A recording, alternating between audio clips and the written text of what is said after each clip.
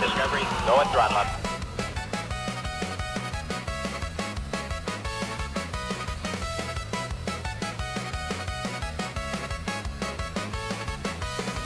EJ in his rocket chair, blasting curveballs through the air. Space tape, duct tape, pull it tight. Orbital mechanics all night. Wrench in hand, he'll fix a ride. 1995, finish pride. Rust and bones, car reborn. Screaming engines greet the moon. Orbit King, he's on the screen. Polka beats the punk machine. Welding dreams and cosmic streams. EJ's flying through the sea. Vacuum suits and space news chatter. Satellite, they climb the ladder. Black hole, Mars gold, and solar flare. He's the captain of these cosmic affairs. Restoration streams at dawn, turning trash to treasure strong. A hubcap here, a piston there. He's the Twitch King with the space age flair.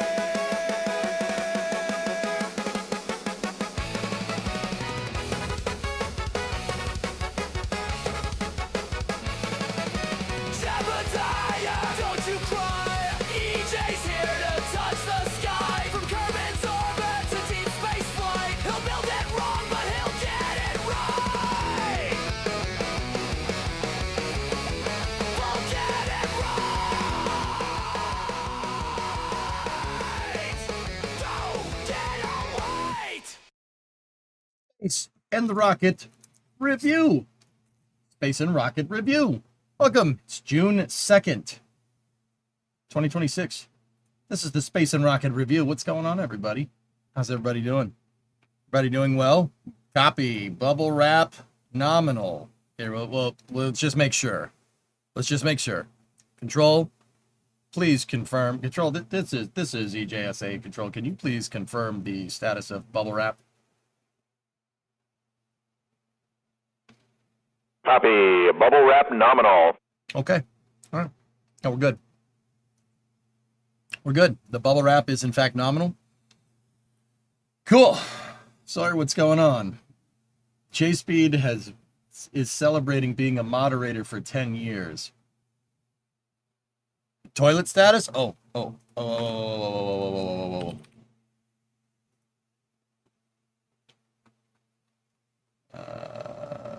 Integrity Houston, toilet is powered, waste tank purged. Okay, yep, the toilet is good to go. Not sure why you'd need that for this Space and Rocket review, but, you know, it's fine. It's fine. All right. It's such a good, dude, yeah. If anything, Artemis 2 was a lot of things, but it was a fantastic treasure trove of weird things said on mission control loops. Yep. So if you missed the first part of the day here, we were out working on this thing, and we figured out a new way to make the rocker panels. So I kind of showed the workflow that I needed to do that I wanted on stream, and then yeah, I'll go ahead and do the rest of the welding and everything off of the stream, and then I will show you guys the product later. It's pretty good. Figured nice. We have a nice workflow going with that thing. The bubble wrap is nominal. What would happen if the bubble wrap wasn't nominal, though? Uh, Chicken? Newglands can learn some things from purging. Nice. All right. When you gotta go, you gotta go. All right. All right. Let's see. All right.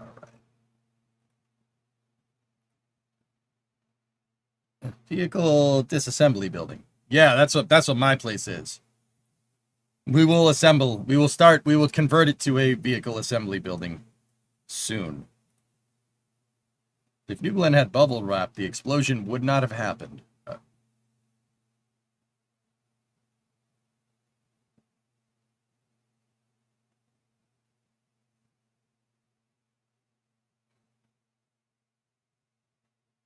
All right, I'm sifting through a little bit of space news. You guys can link up stuff if that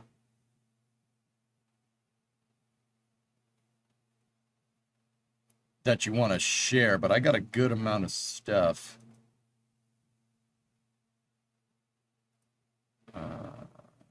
Please hold.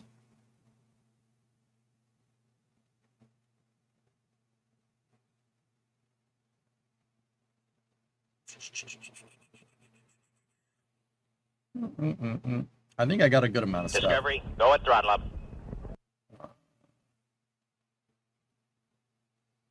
Hey, Josh, 108-month resub. What do you got there? Boeing validates the MQ-28's radar cross-section. Oh, radar cross-section validation. Wonder where they do that. Would you like to know? No, okay, I'm looking through. There was one other thing I wanted to grab. Give me 1 second. Just sorting through social media so you don't have to.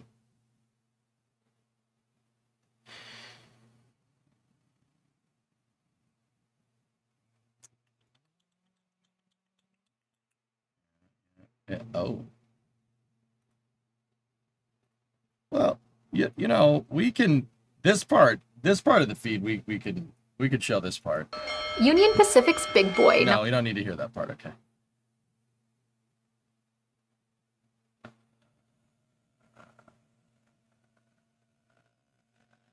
I like trains. You guys like trains? I like trains. Yeah, the big boy is doing its cross-country tour in the United States. That's a Alco 4000 series locomotive. It's the largest steam locomotive ever made. And Union Pacific, the operators of them back in the day, restored one in 2019, and now it's for the 250th anniversary of the United States. It's going across the country, and 6,000 horsepower, dude. 6,000 horse. More, well, actually not more powerful, just as powerful as modern diesel locomotives. Yeah, actually. I heard there was a meteor that entered over Massachusetts and it caused a massive sonic boom. Did you hear it? If I did, I probably thought it was a truck driving by, Archie. I live on a busy street, like a main road. There's a lot of traffic going by. There's also idiots that rev their engine in the middle of the night on cars, and I kind of appreciate it, but it really depends on the car.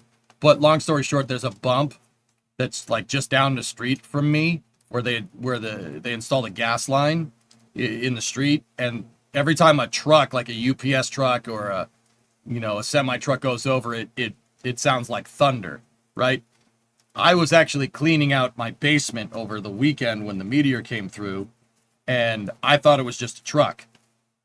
Titan heard it and started barking like crazy, but I mean, he doesn't bark a lot, but he was like, he like something like he knew what it was. He may have even seen it. He was looking out the window. I don't know. But yeah, he was upstairs looking out the window, so he may have saw it for all I know. But yeah, Titan heard it. I thought if I did hear it, it was probably just sounded like a truck going over that bump. How is Titan lately? Great. He's outside right now. He's in the backyard, just doing dog things. I think he buried a bone. we figured out the other day that he likes to bury bones. We've had him for like 2 years now. And yeah, we gave him the rawhide bones that he usually gets, and he's like, Dad, I need to take this outside. I'm like, why are you taking the rawhides outside? You just usually eat those. He's like, no. I need to take them outside. I'm like, all right, man, whatever. So we went outside, and then he buried it. I'm like, dude, I've never seen you bury anything. And he's like, yeah, don't worry about it. Don't worry about it. Thank you for being the voice of reason on the flame trench. Hey, I called that, didn't I? I called that. So he started burying it, right? Titan started burying the bone. But the thing is, he wasn't using his paws. He was using his face. He was like, I'm like, dude, what are you doing? So I went over to the garden and grabbed a garden trowel to dig a hole for him. I was like, dude, just chill for a second. You want to bury the bone? I can help you with this. Okay. So I dug it out with a garden trowel. I put the bone in the hole and I said, look, much easier, right?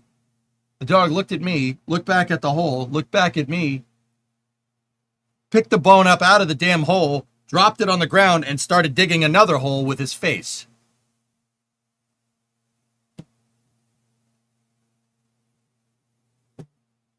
I'm not even kidding. I'm not making this up. It's so weird. Like, that, who the heck would make that up? That actually, dude, I'll show you. I'll take a picture of the damn hole that I dug. He was like, no, that's not adequate. That's not proper stakeholder expectations for my hole. I'm like, all right, okay. I swear to God, Aqualex, my dog is neurodivergent. I swear. That is just, I've never seen a dog. I've never seen a dog dig the hole with the dude. That force that just applicable. Just applicable. Like, I'm a woodpecker. it's literally that. Literally. That it was weird. I've never seen it. Most dogs just do this, right? And they dig up a hole and they put the bone in it and then they, you know. Makes sense why you get along. Thank you. But that's not the hole that I dug. He was like, he looked at it. He looked back at me. Like, I didn't say anything. I'm like, look. And he went,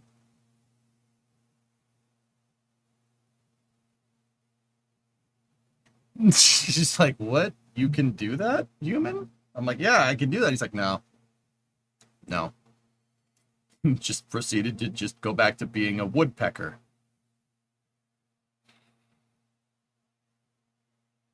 It's probably a mistype, Myers. Rares, do you have Myers blocked by any chance? What did I just walk into? Don't worry about it. Was it a hole or was it a flame trench? No, it's just a hole.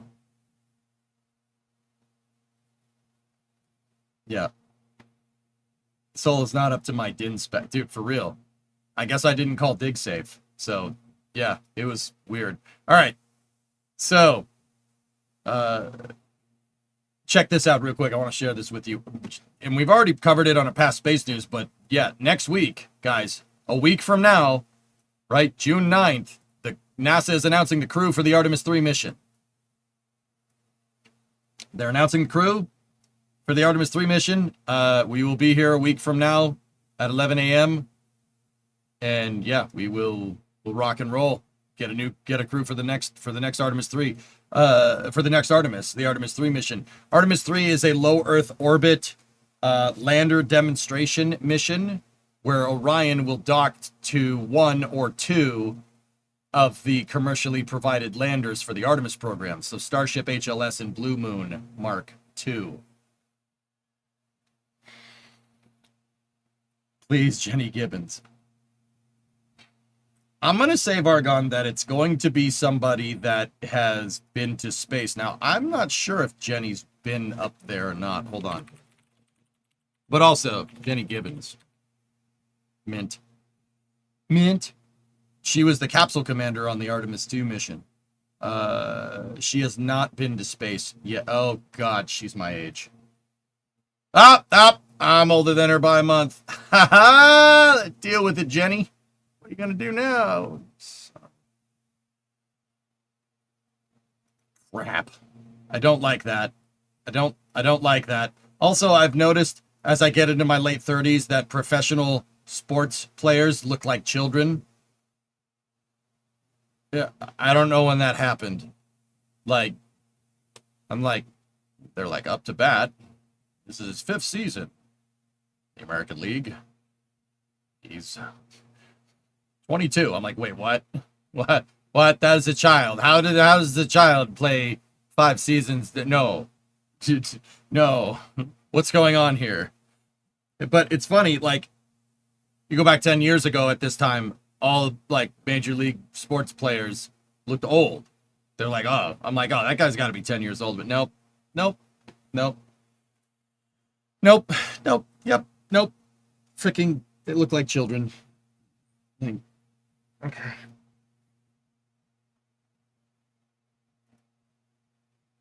They don't shave. Yeah. Meanwhile, me, farm, that shaved freaking 2 days ago. I'll have a beard by the end of the week, dude. Just saying. Connor Zilic actually looks like a kid. So does Jesse Love, dude. Literally children. And they're not. Like, Connor's not having a good year, though. Jesse, though. Yeah. Screwed up something with his tires, dude. I watched the whole race. I was rooting for Jesse to win because I took Cleater wasn't gonna win. Boy.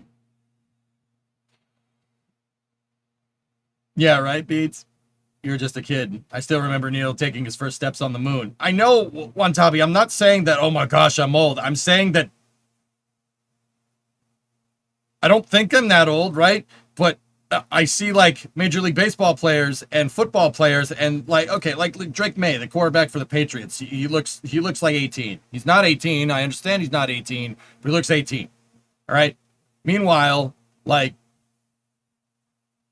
you know, Tom Brady, when he first started playing for the Patriots 26 years ago, didn't look like he was 18 to me at the time. He looked like he was an adult. Like, I don't know what the hell that's about. And I think that's me hitting a stage in my life where I'm starting to get old. Not actually old, but starting to get there. We're working on it. Okay? It just takes time. It's a pain. Yeah, right. Dream Artemis 4 crew. I'm not sure who I want other than Johnny Kim as commander.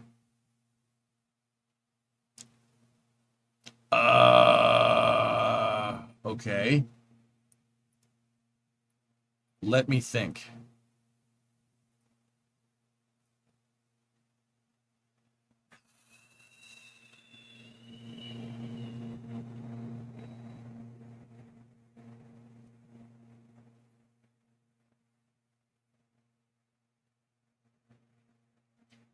I definitely think that the Artemis 3 crew is going to be people from the Turtles. I'd want Johnny Kim, and I'd want Woody Hoberg. That guy, dude, that guy is not stupid. He's like quite actually like, dude, look at Woody Hoberg's resume and you'll be like, okay. Literally Spock. Like, yeah, you'd want him there. I'd want Johnny, I'd want Woody. Probably Kayla Barron. She's cool. She's US Navy. She's a submariner. That's how you say that word. Sorry, brain. So she's good for long duration missions. She already done that on a sub. Yeah, and then probably Raja. I'd take Johnny, Woody, Kayla, and Raja. That's a pretty good team. Either that, honorable mention, Matthew Dominic, or Josh Kutrick over there from the Canadian Space Agency. Yeah. You look up the Turtles resumes. Frank Rubio also just like honorable mention. Like there's some There is some any shuttle era astronaut still in the core. Don Pettit, I believe, is still there. He may have retired after his last mission.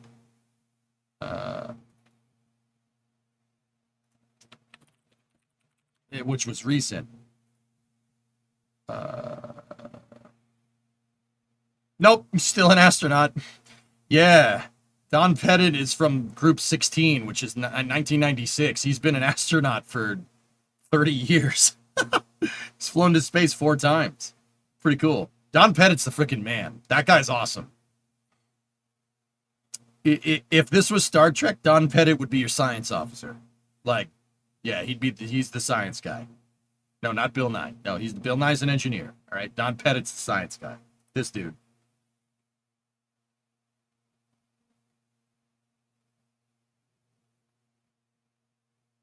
I'd rather have him the A-Team on Artemis 4. Well, the question was pick the Artemis 4 crew. That's who I'd pick for the Artemis 4 crew. I'd probably put Rajachari.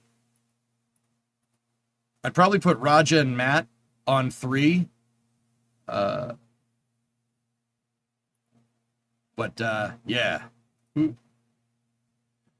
Hang on. Who's in the core right now? Like, where can we see the active rotation?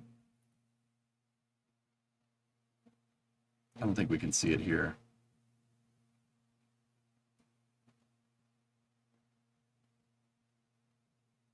There's Yuri, Valentine, there's Neil, it's Remick, Elliot C right there. Peggy Whitson.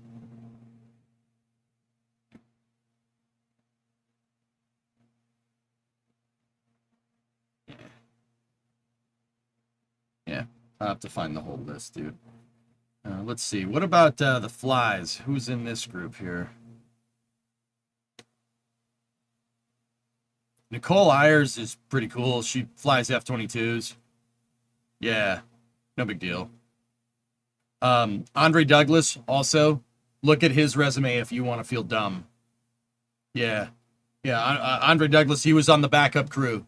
He was on the backup crew for Artemis 2, and he was on the closeout crew. He worked on the closeout crew with our buddy Taylor. That sometimes pops in, which is pretty sweet. That's cool. Chris Williams is pretty good. Jack Hathaway is pretty good. Anil Menon is over there. Also good.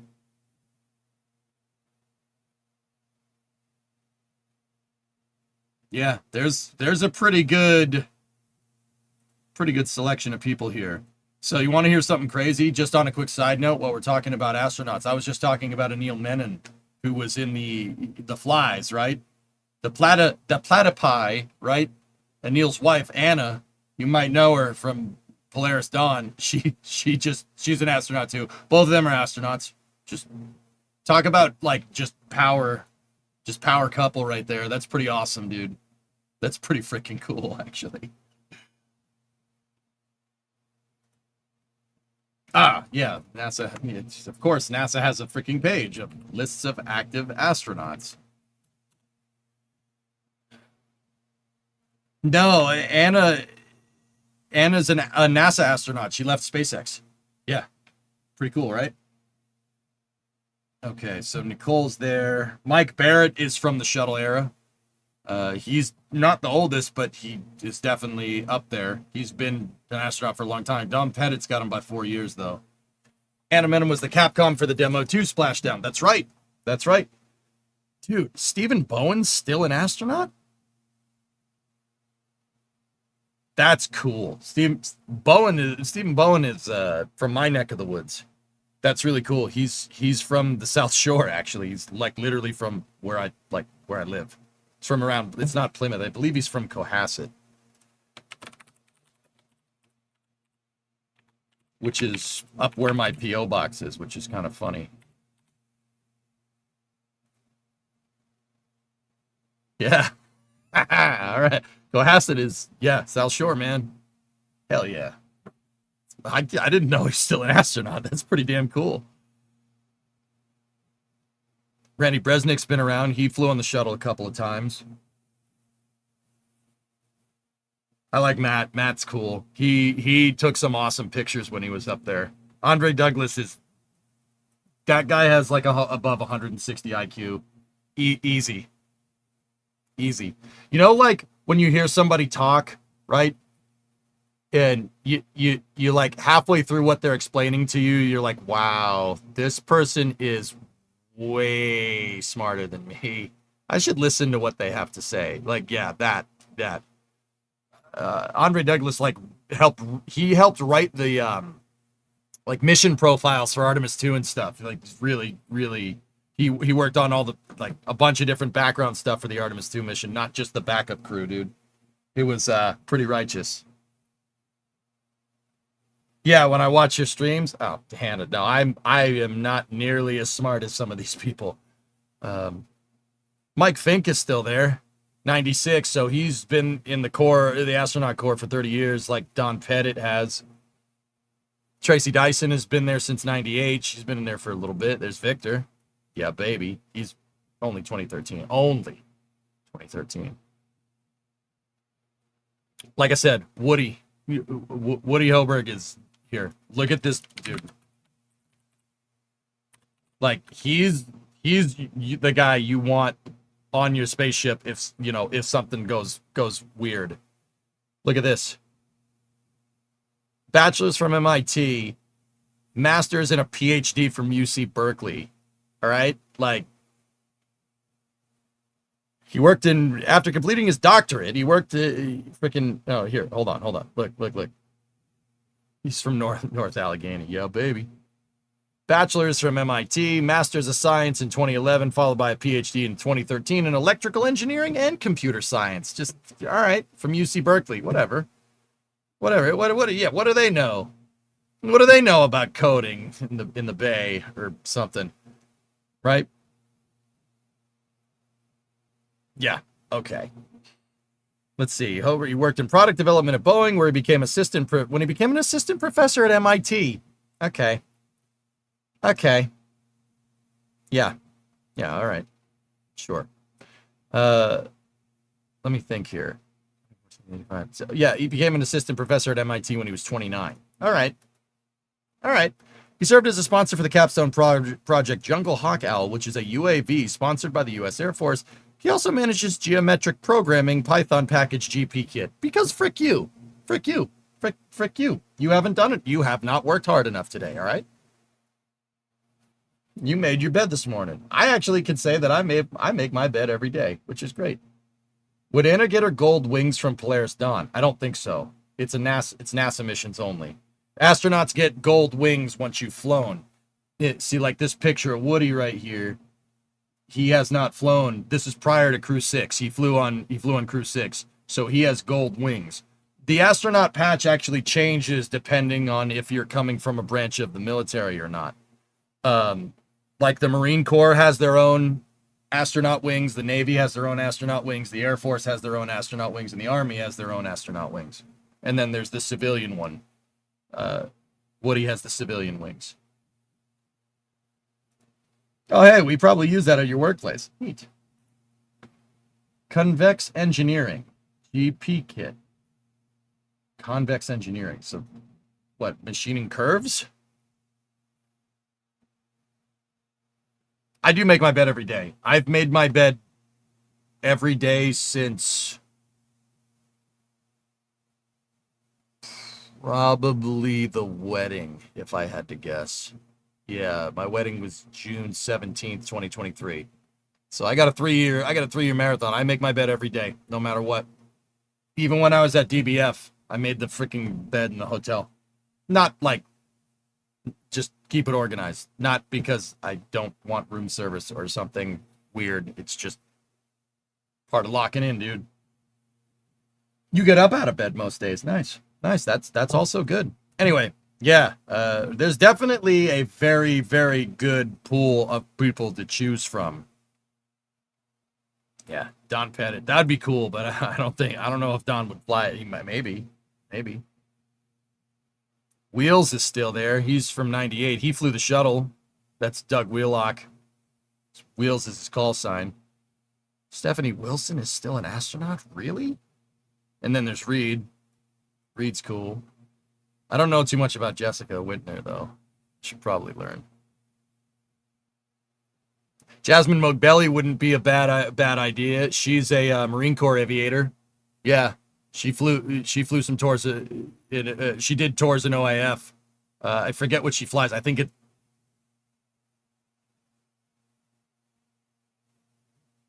it's not a Cobra. I forget. I'd have to check.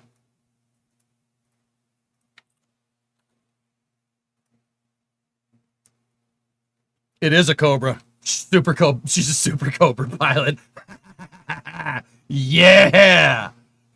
It may be old, but it don't matter. 2.25 rocket's still gonna mess someone's day up. It doesn't matter if it's old tech. All right. Marine Corps don't need no new toys. All right. They'll make do with that Vietnam era stuff. It's fine. Okay. Blue Origin Con-Ops time. Let's go. So, if you guys, I mean, I can't imagine if you like spaceflight, not seeing this at this point, but New Glenn was doing a hot fire for the NG4 mission last week and exploded and blew up the entirety of LC-36. The whole launch complex is gone. There were some satellite pictures around here. I'm just trying to find them. Give me 1 second. I will find them. And I will show them to you. So this is these are pictures from, these aren't satellite pictures. These are pictures from DYs. Yeah, the rocket was right here, right? And it's not there. I like that, goalie. I'd buy that for $1. Very hot fire. Yeah, their hot fire got a little too hot. This is also, yeah, chat, you got it. Rock int. I have gone through a little bit of a detailed breakdown here. It was an extremely violent explosion. There was a lightning tower here. The transporter erector quite actually blew apart and did a flip. At the bottom of it blew apart. It split into two. One side hit one tower. The other side hit the lightning tower and toppled it. That was this piece right here. See that piece? That piece was over here. Blew out sideways, bounced off the tower, and wound up over here. And then the tower fell. Yeah, it was bad. Once again, if you haven't seen that explosion, it's pretty rowdy. Yeah, it's just. So, a little bit of reference here, okay? A little bit of reference. Let me back it up. The lightning towers are 600 feet tall. So, each one of these towers is about the equivalent of a 60-story building. So, a skyscraper, okay? For the metric folks, I don't know how much that is off the top of my head. So, that's 600 divided by, no. 600 divided by 3.3. So it's 181 meters. 181 meters tall. 60-story building. The towers.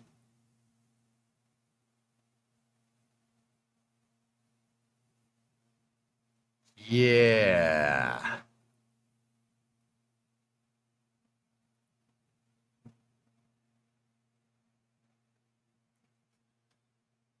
Didn't they say they weren't going to knock down the left side tower and repair it? Well, I'm getting to that. So, yeah, if you haven't seen that, that's footage from my buddy Jerry over at NSF. Yeah, it's pretty righteous explosion. There's not much of the pad left. These are D's pictures. There's nothing not. Guys, like, I said it before, I'll say it again. That's pretty much a write-off. You can salvage some parts, but when I say pad, I mean the pad itself, not the complex. Complex is all the other stuff. The pad is hosed. You're not bringing that back. And Dave Limp, the CEO of Blue Origin, Dave Limp, seems to agree with me. that you're not bringing that transporter erector back into service. So here, he gave some updates last night, late last night. Pad int, yes. The satellite picture. Oh, you got it? Thank you. I wanted to show that real quick.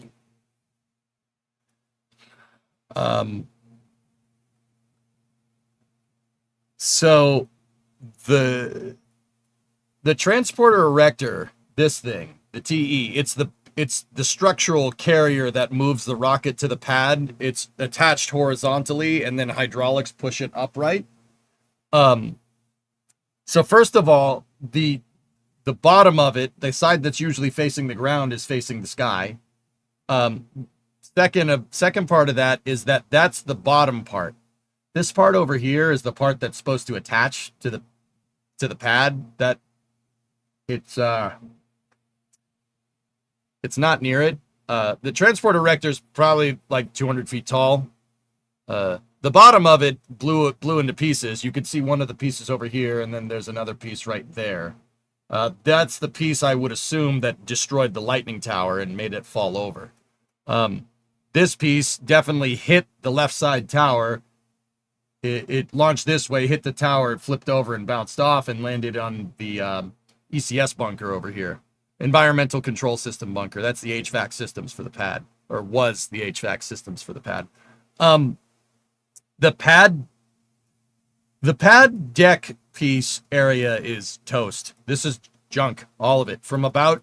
I'd say from about here all the way to here is just junk. Scrap it.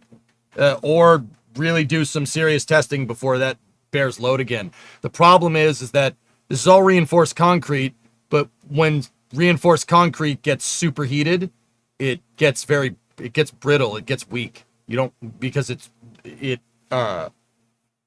heats up little, any air bubbles in there that have trapped air, they all heat up, and it makes it porous and cracks it, and it's caca, and you could have cracks inside of anywhere in this area. That's why, I mean, it's blue, like, just get rid of it. It's, that concrete is, I wouldn't screw with that.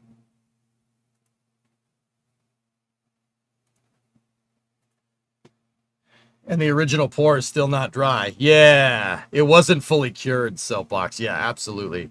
So yeah, what's left of the pad deck is sitting in the flame trench. This thing right here, I don't know how heavy that thing is. All I know is that you'd need an insanely powerful blast to move it. That piece should be right here. See, it's kind of rectangular. That rectangle should be right here. It's not. It's over there. Concrete takes a long time to cure, Vargun. That doesn't mean it isn't strong. It just takes a long time to fully cure. The Hoover Dam, the concrete that they used to pour the Hoover Dam in the 30s is still not fully cured. That doesn't mean the dam won't work. The dam has been working really well for a long time. Damn.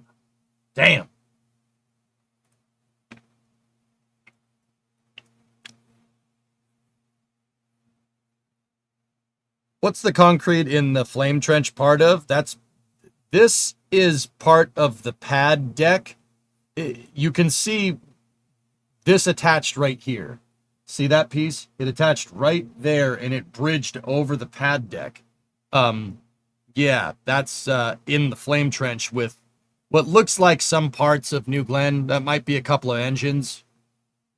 This, from what I can tell, that looks like New Glenn's engine section, albeit blown in half. I think half of it is over there and half of it's over there. This looks like half of a cylinder, and the other half is kind of rolled out. Once again, proving that whatever that blast was enough to quite actually crack open New Glenn and the transporter erector like eggs, which is insane. It is really a righteous blast. Like, I'd be surprised if they found any discernible pieces of the rocket. The engine power heads, maybe. You might be able to find some of those. But in terms of like the shell of the rocket, the skin, the aluminum, maybe bits and pieces. of plumbing here and there, but the rocket's aluminum. Thing is, when you have a massive explosion like that, aluminum, when you superheat it, it becomes really nice fuel. Yeah, it burns really well in high heat conditions. It becomes solid rocket fuel. So I'd be surprised if you found any discernible piece of that thing.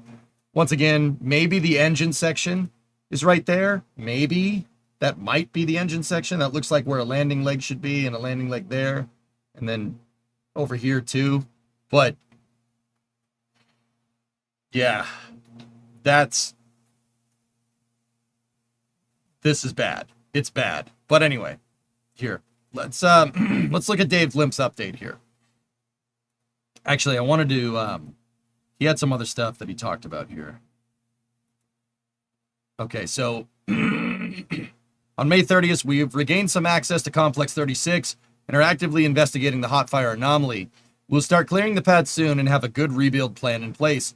The booster, the other booster, which is Never Tell Me the Odds, which is the booster, the New Glenn GS1 that Blue Origin has used for 2 missions successfully, which was in the hangar. It's in the integration hangar, which is over here. It's that thing, the big building. Some folks from Blue told me it's called the IF. They call it the IF for short. They don't call it a HIF. So if Blue calls their integration facility the IF, so we call it that now too. So the IF stuff inside of the IF is okay. There was 3 New Glenn third stages in there and 1 first stage. They appear healthy. The if what? Well, if hangar. Yeah, Dak, that's yeah, a couple people were telling me about that, dude. Is that a model New Glenn outside of the IF? That is the Pathfinder. That's the New Glenn Pathfinder. That's not a real first stage. What it is a first, it looks like a New Glenn first stage, but it's made out of steel. And it is designed to replicate the mass and shape of a first stage. You'd use a Pathfinder for integration testing, and that's exactly what Blue did. The Pathfinder is actually on the transporter erector in Tim's video. If you watch Tim Dodd, so Everyday Astronaut, if you go to his YouTube channel, and he has a tour of Complex 36 with Jeff Bezos, the Pathfinder is actually sitting on the transporter erector. They were doing fitment testing. Also, thank you for the IF pronunciation. HIF bugged you. Hey, if you guys call it that, that's what I'll call it, dude. Like, that's the thing. There's no standardized naming convention for anything. Some people call it a horizontal integration building, a HIB, or a vertical integration facility, a VIF. That's what ULA calls theirs. NASA uses the VAB, the VAB. So we have HIFs, VIFs, VABs, VABs, IFs. Like, if that's what staff calls it, that's what I'll call it too. But it varies. It varies by company, varies by program, I would say too. See last. What's up, dude? The whole inner stage is in the trench where the mount was. Look at the goldfish area. Okay.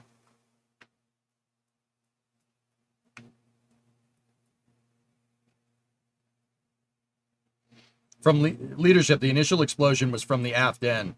They were also hinting at a possible quality issue. The whole inner stage? Guys, I was thinking that that's part of the engine section. That looks like the tail, what's left of it, and it looks like the other part of the tail is over there. It looks like it cracked in half like an egg. What about the horizontal integration main building operations, or HIMBO? Oh, that's the best name. We should call every building that. Are we in tactical nuke territory yet? No, Matt, not even a tenth of a tactical nuke. If you dropped the bomb that the U.S. dropped on Hiroshima, right there, you would never find a pad. There would just be a lake, actually. Yeah. If a little man, so the bomb that they dropped on Hiroshima blew up in the like in New Glenn's fuel tank, you'd find a gigantic beach right here. There would be oceanfront property over here. There would be you would never find any piece of any of this. That's how strong a nuclear weapon is. It'll quite actually just ablate everything in its path. The blockhouse might survive, maybe, possible. It might have a couple holes in it. So yeah, little boy, not little man. Yeah, little boy and fat man. I know. It's a uranium implosion device. I get it. Oh no, gun barrel, plutonium implosion on fat man. Yeah, I get it. Dropped by the 509th Composite Group. Paul Tibbets on the first mission. Charles Sweeney on the second mission. I get it. Yeah.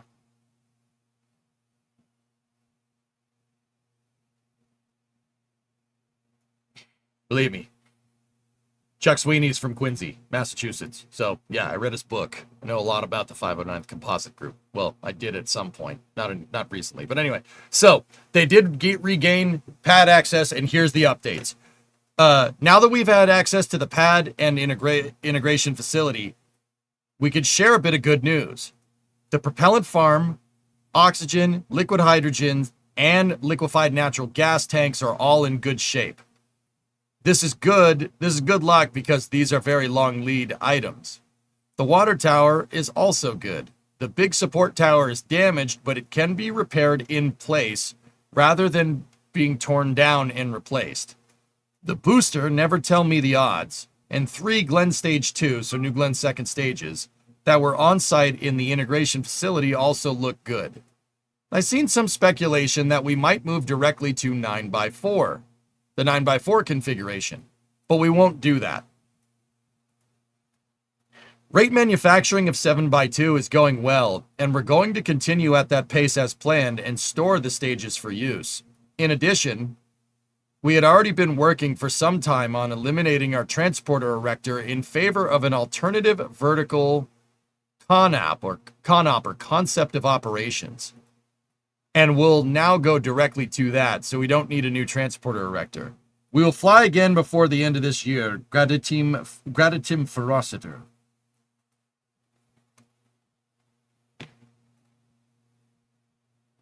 Can I do my smug face? Can I do my smug face for being right about 7x2? Yeah? The smug face.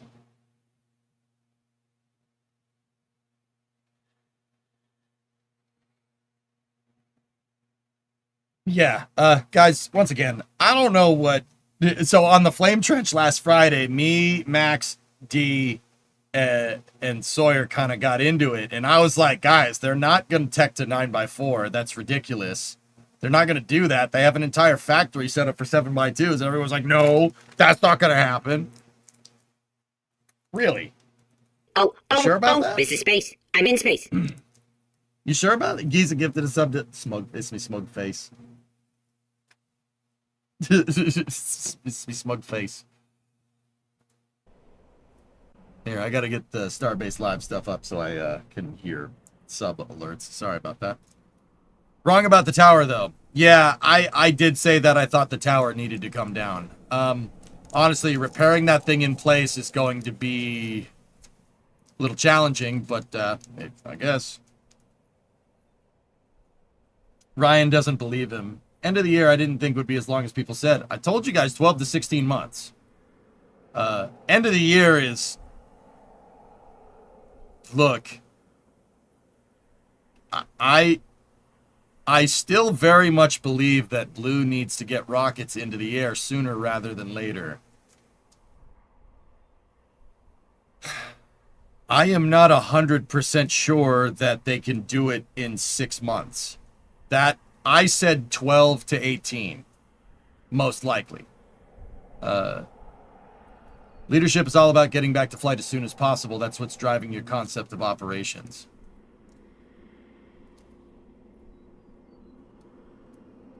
I'm confident by the end of the year or late February. I don't want you guys to say nothing. I'm going to throw my hat into the ring, and you just give me the nodders or the nopers. All right, so let's think about this for a second.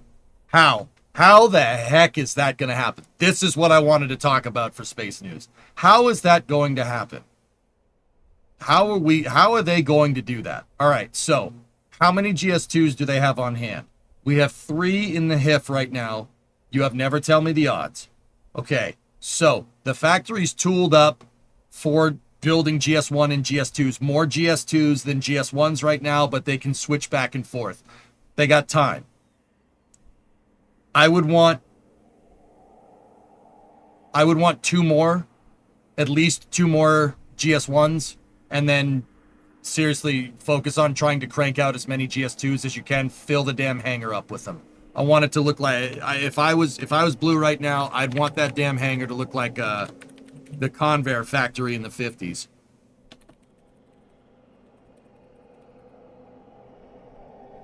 I don't know if you guys have ever seen this picture. It is very pleasing if you like rockets.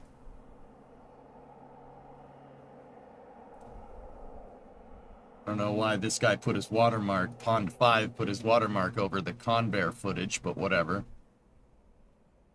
Yeah, that's nice. That's a lot of SM65s. I am okay with this.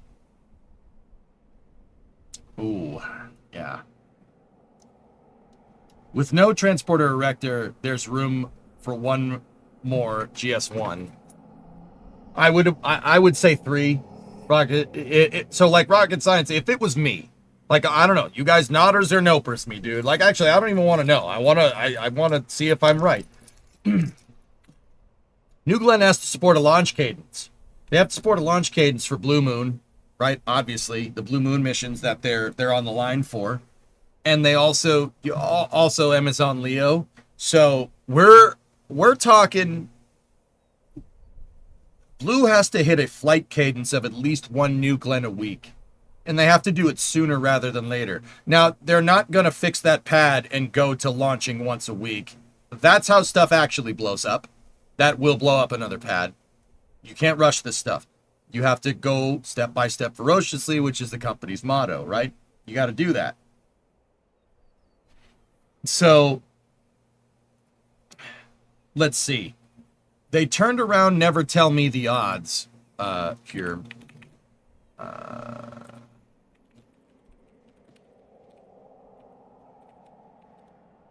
Let's take a look at the never tell me the odds track record here.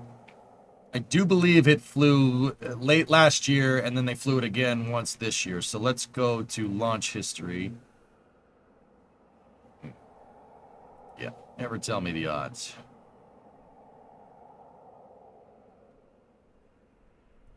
Okay, so the first mission was November to April. All right, so we're looking right now, and this is, keep in mind, this is 1 data point, so that's probably not going to be exact, but 157 days. So let's just do some rough calculations here. 157 divided by 30, give or take. 5-month turnaround on a booster. Nope, that's got to be way lower. If you were going to use that turnaround time, and I'm going to guess that it's probably going to be less than that. Obviously, it has to be less than that. Let's just say it takes a month. Let's just say it takes a month to just check over a tail, a New Glenn first stage, and go from there. It says they're designed to be reusable for a minimum of 25 flights. Okay.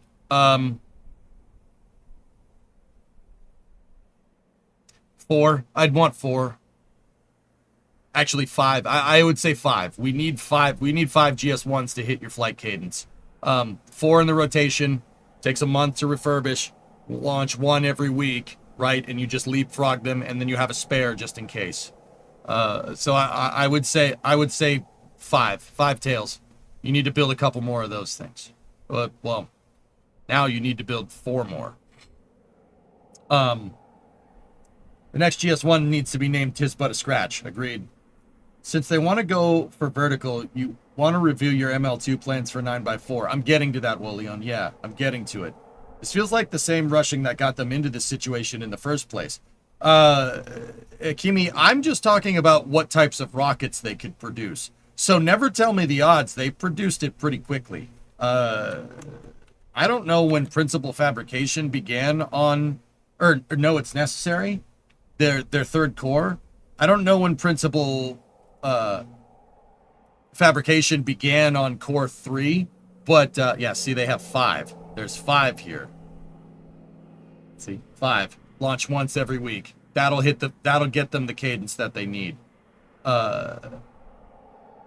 Launch 1 week, 2 week, 3 week, 4 week, have 1 spare in the rotation. Rate is not affected by this anomaly. Yeah, exactly. I understand that. I'm trying to think of when we first saw No It's Necessary and what state of construction it was in. Dave Limp showed it off earlier this year, and it was pretty far done, which means it's been in there for a little while. I'm just trying to think, could they build out 5? So where my mind is at right now, guys, they want to fly in 6 months. Can they build all the tails that they need in 6 months? I'm going to probably say yes. Yeah, they probably could. Because I'll be honest, 6 months is a little bit ambitious, even by my standards. But I mean, if you really kick that factory into overdrive, I mean, Blue has a big presence on the Cape. The whole new Glen assembly line is there, so, and it's fully staffed, which is very important to understand, right? How many redundant pads are we counting? Yarg, I will get into pad con-ops in a second. So, okay, here's where my mind's at. Dave Limp said 6 months to fly, okay? Where my mind goes is they have to hit the high cadence, right? And this is what I'm trying to explain. Sorry, I'm kind of talking myself through it as I go. All right, let's just go off the premise that they're going to be flight operable in 6 months. Can they make 4 more Glen Stage 1s? I don't think they can do it in 6 months.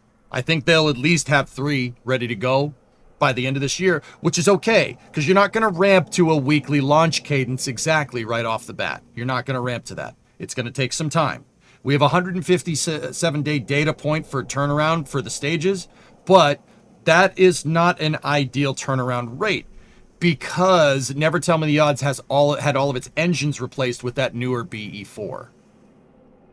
So 157-day turnaround time is probably not. That's probably on the higher amount of time that it takes to get a new Glen first stage ready to go again. Would they have to tear down the IF to build a vertical integration facility? I don't know. Sounds like the BE engines are not part of the problem. DH, let me put it to you like this. Even if the BE4s did have an issue here, look. All right, let's. Come on, boys.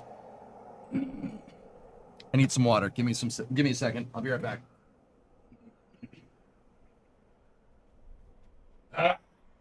Chat, why do you make my voice so bad?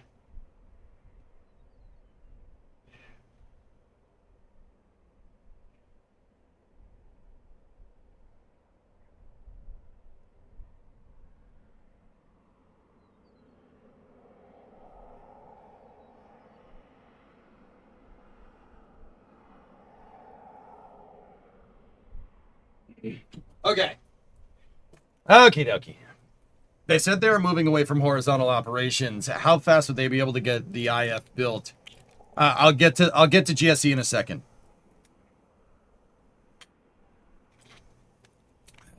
I agree, Aqualex. I think this is a blessing in disguise. I'll talk more about that in a second when my voice decides to work. Okay, so can they make enough tails in time to be back up and flying on a relatively operational scale by the end of this year? That's absolutely doable. Now, Glen's second stages, absolutely doable as well. There's 12 of them in the pipeline, guys. We've seen, from pictures that Dave Limp has shown, we've seen up to GS2 12. They're freaking everywhere. There's 3 of them. There's 3 of them sitting. This is the IF by the pad. This is them putting No It's Necessary and a Glen Stage 2 together. Those, unfortunately, are not around anymore. But according to some people, the inner stage is still there, which is pretty cool. The transporter erector, it's that thing that got flown through the air and hit the towers. Yeah, that's the gray thing right there. Yeah.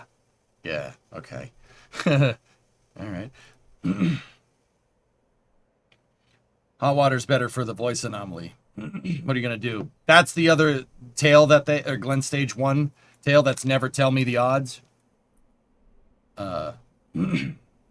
That's the one that Dave Limp was talking about. And see, they have a bunch of upper stages still in there. There's 3 more of them. So, okay, let's think about it. The pads notwithstanding, right? They definitely have enough upper stages to hit a relatively high cadence. They have enough upper stages to hit a high cadence in the by January of 2027. And they may have 3 to 4 Glen Stage 1s. All right, so that's not that's not an issue. Okay? So they'll definitely have the hardware to do it.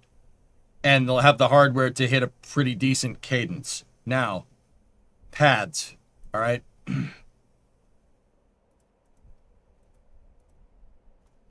They don't need that. They just need you. Yeah. Yeah, the doors don't do that no more. Yeah, I mean, Sawyer, it's like I said, it looks like the doors tanked that detonation wave, which is impressive. Most impressive.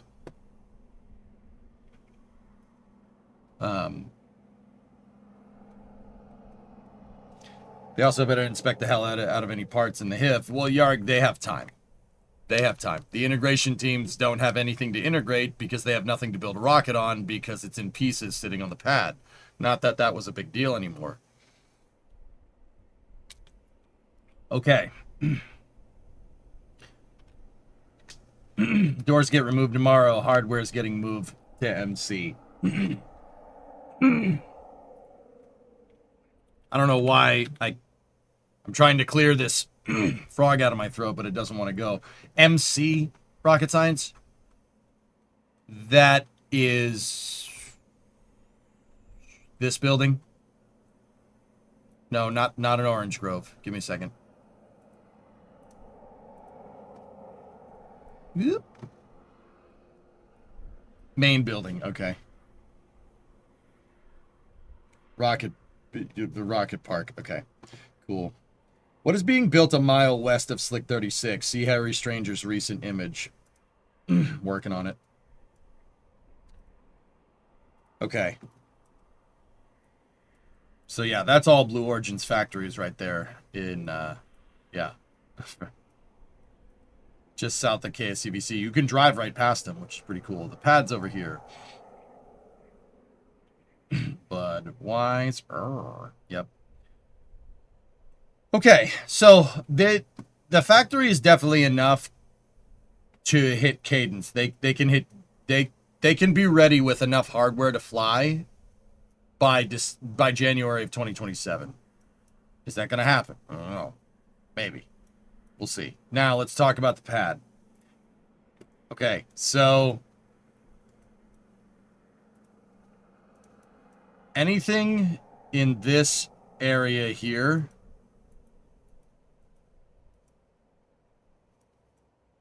actually, you know what? Let me clear that out. I'd say anything in this area right here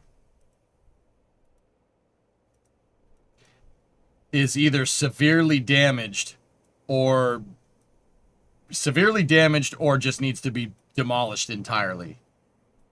I don't know. I said that this concrete is probably shot. If it was me, I wouldn't risk it. You're redesigning the pad anyway, so frick it. Why not, right? Like, check it. Might as well just start drilling holes into it. You'll know. You start drilling holes into it and just it crumbles. The concrete crumbles around you. You know it's no good. You're going to go to put something heavy up here and it's just going to fall through it. Are there any other rockets that have changed their integration orientation?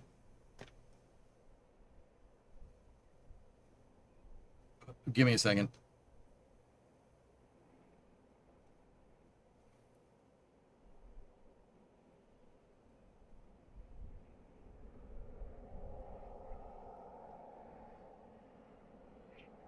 Atlas? No. Atlas was transported. It's a horizontal transporter. It was vertically integrated. I'm talking about the old Atlas stuff, like from that Convair footage.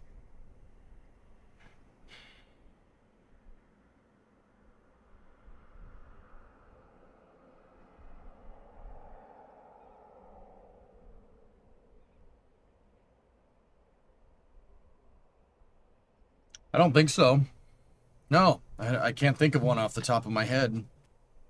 Falcon has the option, yeah, but we're talking about changing how the thing is built in, like how the thing's put together entirely. Discovery, go at throttle up. So yeah, I would say anything kind of in this area is hosed with the like extremely damaged, requiring insane amounts of repair or demolition altogether.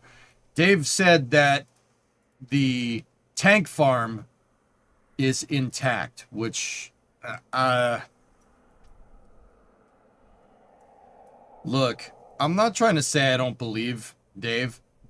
He's been pretty straightforward about saying what they can and can't do. I will say that that's a little bit optimistic, but also at the same time, guys,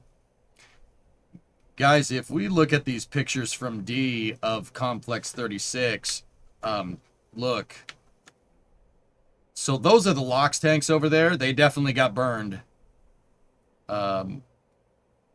Those pressure vessels seem to be okay. The paint got burned a little bit, so I don't. That might be okay.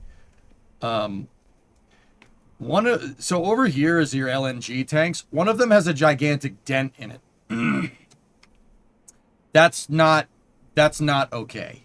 That is very broken. I would not use that pressure vessel again.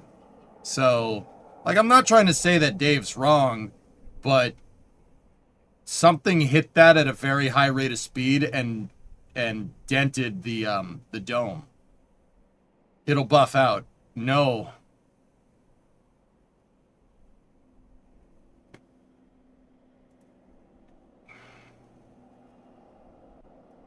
The liquid hydrogen and LNG tanks are all in good shape. Isn't there a tank at Starbase that has a dent for a long time? Not to my knowledge, but maybe. I would do some testing with that tank. But like once again, you fatigued the steel. Like, I don't know, man. I wouldn't risk it. Get another one. The other two seem to be okay.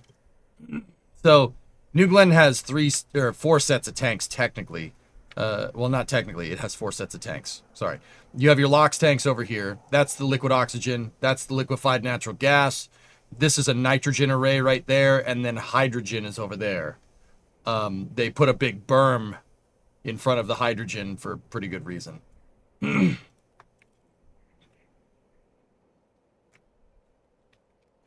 So, like, I don't know what that means, saying that they're in good shape. That's not in good shape, guys. That's not even a judgment call. That's not good shape. That's junk. That's scrap. Like, I know what people are saying. Oh, it's just a dent. Dude, with rockets, it's rocket science. It's not my stupid rusty car outside where we could be like, man, just weld it back. It'll be fine.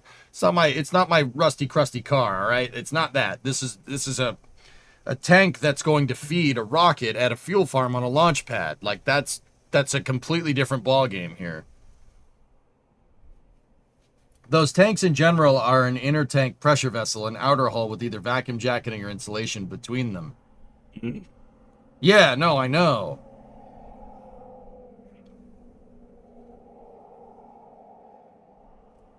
Like, I would scrap that tank, but I don't know. Whatever. Yeah, I don't know what Dave's definition of in good shape is. The paint got burned here.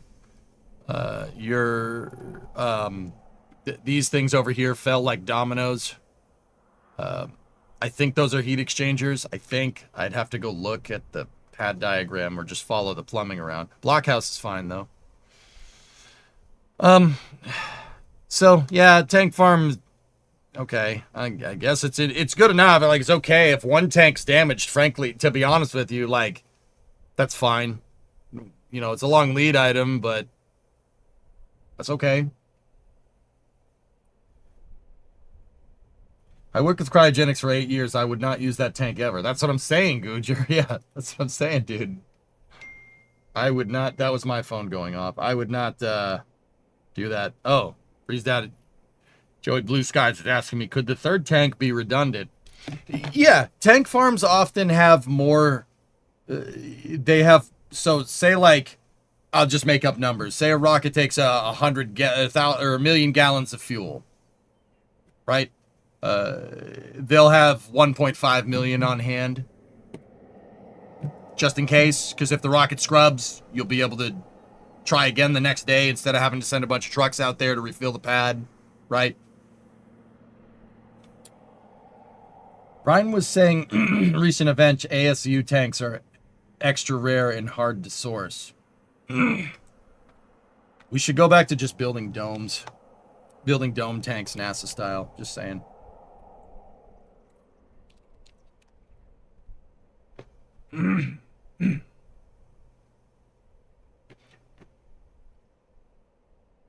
Yeah. So, okay, pad. Come on, man. The water tower is also good. I believe that. Yeah, it seemed like anything that was trying to hit that water tower. The lightning tower took the brunt of that. So anything that was flying at high speed in this direction hit this thing and knocked it over. It did not hit the water tower, which is great. The big support tower is damaged, but it can be repaired in place rather than torn down and replaced. The booster, never tell me the odds, and 3 GS2s were on site. The integration facility look good. Okay. One leg of the tower is dented, you say?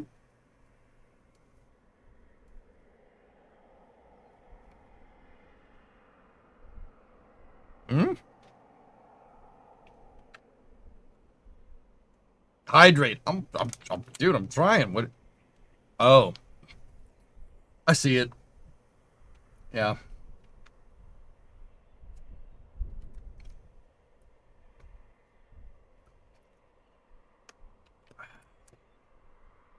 Man, it looks like your GS1 tail test area just got absolutely obliterated. Look at all that. That's all toast. Bulldoze that. Just start over. Yeah, okay. I mean, with the water tower, I don't think that's that big of a deal. You could probably plate that thing.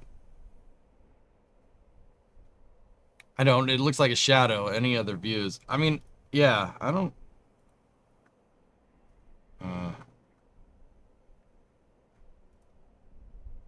What about Jerry's picture?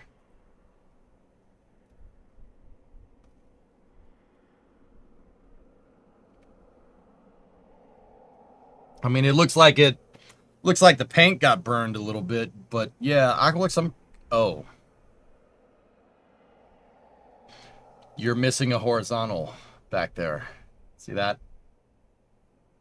Yeah, something came flying in here. Check Discord.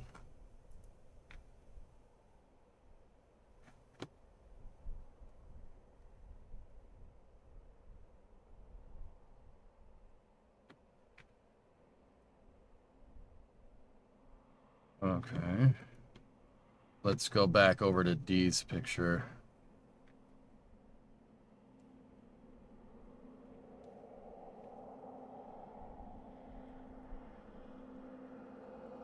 So the dent is over there somewhere, but you can't really see it in this picture. Creeper just showed me. I mean, if it's just a little dent there and then you're missing a stringer right there, that's not a big deal. I'd say the water tower's okay. I would agree. That's fixable. This is... Look, it's not holding up any water right now. You only fill that thing up with water when the pad's ready to go. The pad is not ready to go. Just spoiler alert. It's not.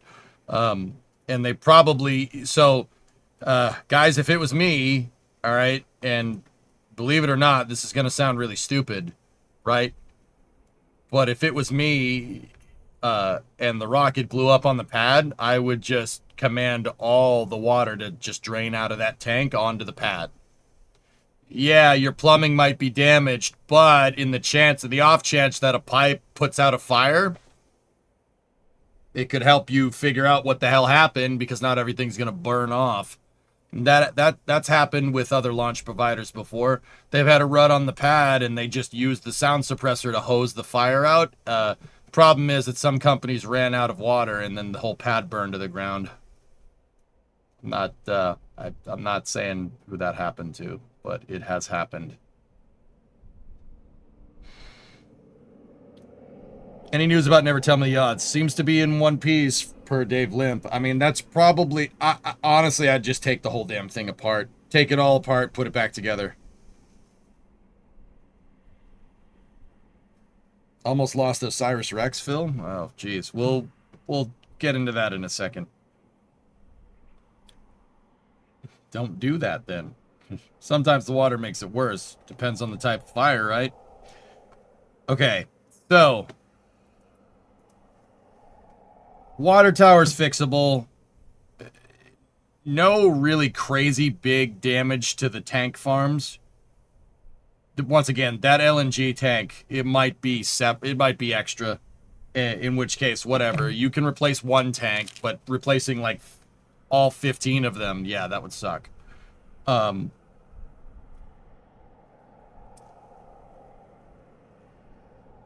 Rocket Factory Augsburg you were mentioning, had just a little bit less water than needed. RFA almost put that fire out. But Wolian, believe it or not, that's not the only people that's happened to. Can't say who else, though. But yes, it did happen to RFA. I meant and shared pad water being used elsewhere. The chillers cooling Osiris Rex at the VIF went down after almost 6. Oh!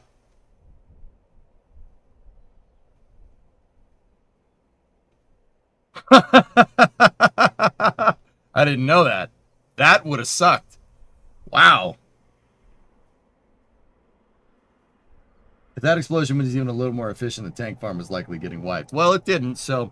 all right, let's keep going. So the water tower is pretty much fixable. The right side lightning tower is hosed. The left side tower, Dave said it can be fixed. Your environmental control system bunker is absolutely shot. The pad deck, launch plate, hold down points, transporter erector is completely destroyed. Your GS1 tail testing area is absolutely destroyed. And I think that pretty much covers it. All told, that's not that bad considering the magnitude of that explosion. Yeah. Just remember, in the pad pictures, guys, see that? This is a huge slab of concrete that's probably... that slab, oh, I don't know. Let me think. It's probably like 3 meter thick. It's over here in the satellite picture. Yes, see it? See it right there? Left tower is okay unless strong winds hit. Hope to fix it before a hurricane comes. Yeah, that makes sense. Yeah, that's, that piece should be right there. And it's, see, it should be there. And Discovery, go at throttle up. the launch plate, I can't even discern where that thing ended up. All I can assume is that if this piece went this way, that piece probably went down into the trench and probably was blown to smithereens. I'll bet you there's a nice crater down there, considering the amount of force that overpressurized the trench during that detonation and threw this slab over there. Probably, guys, and once again, this is not a short distance. This thing is over here somewhere. That's 30 meters. into the flame trench. That's 100 feet. It threw that entire slab of concrete 100 feet. So that means the flame trench overpressurized. It overpressurized, and I'll bet you it probably blew the sides out of the trench as well. But actually, if I had to guess, it probably blew this side of the trench out, considering the position of the slab. So, like, there's probably a big hole in the side. Right? Yeah, there definitely is. See it? Yeah. So, all that pressure went down into the trench, right? Overpressurized in this cavity between the pad deck, the side walls, and the trench, and the explosion blew the thing apart. Yeah, see, there's no wall right there. That the wall of the trench is completely gone. That's why NASA put a lot of dirt next to their trenches. That's why 39A is built, 39B are built on big mounds. So if that happens, the explosion just stays. It just goes in that direction.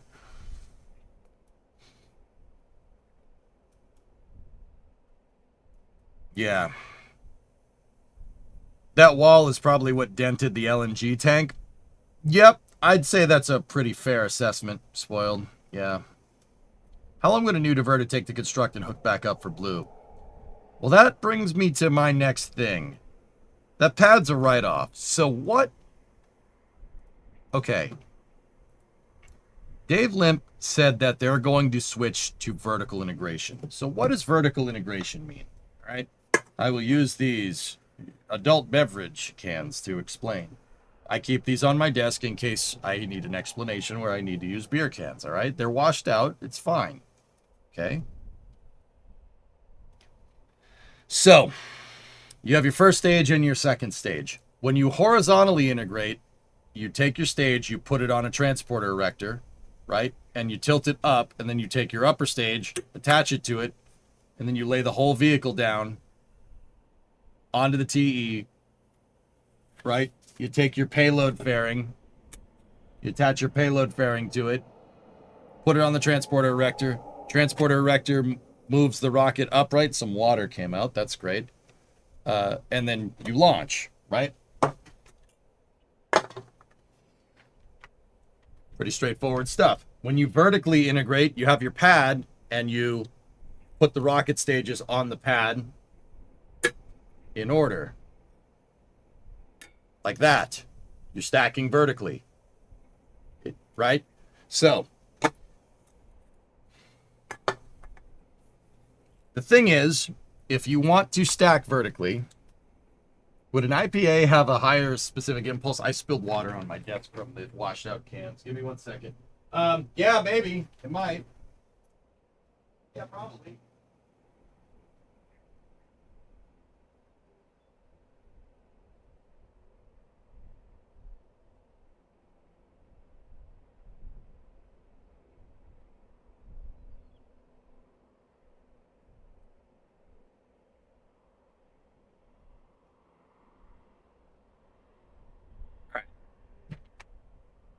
So, how do you do this?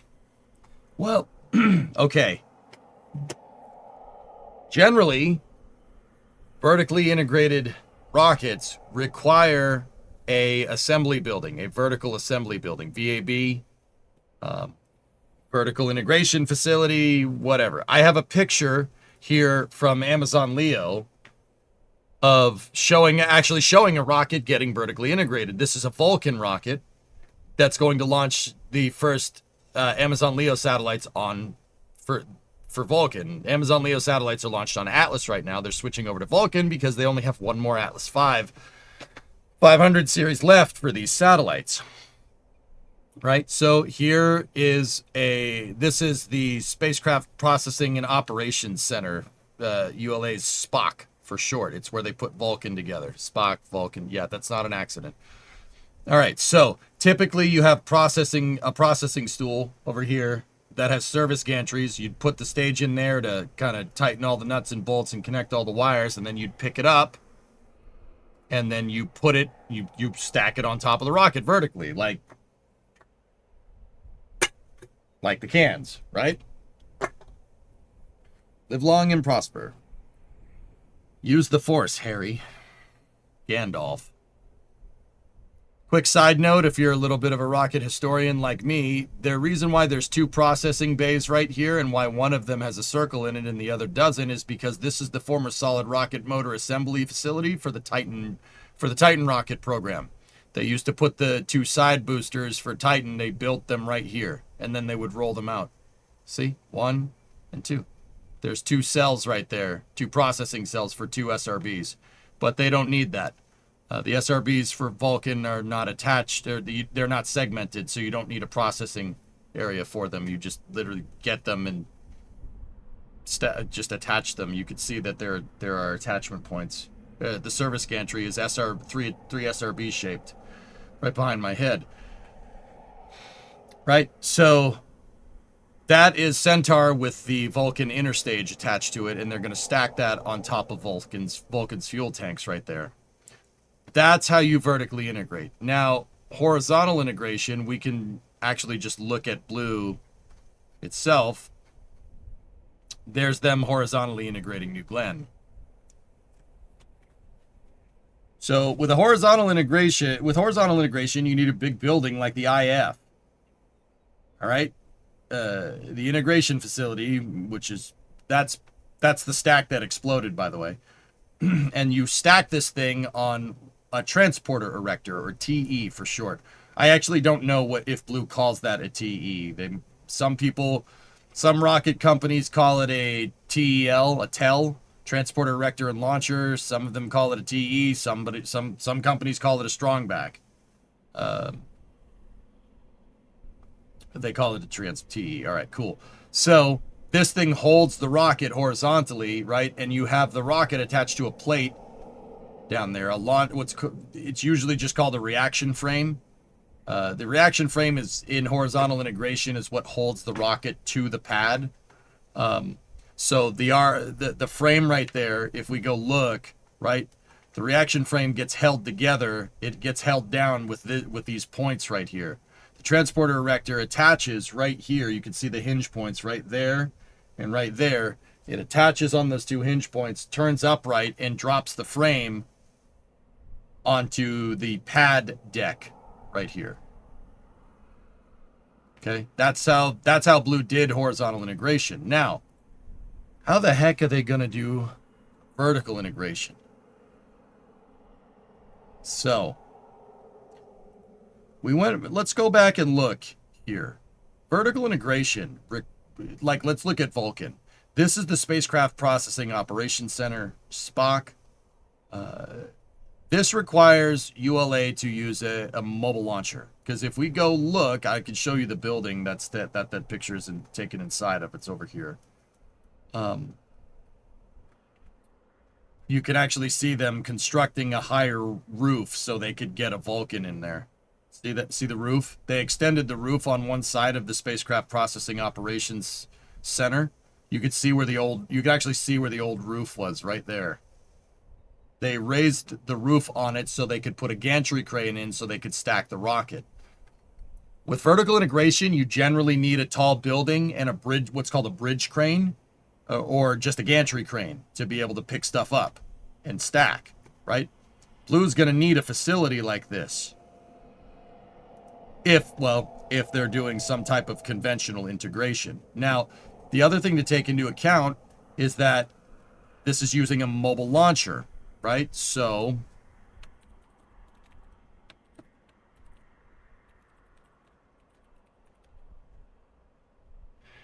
ULA vertically integrates by stacking on their MLs right here. This is a picture of them putting Vulcan together at Slick 41.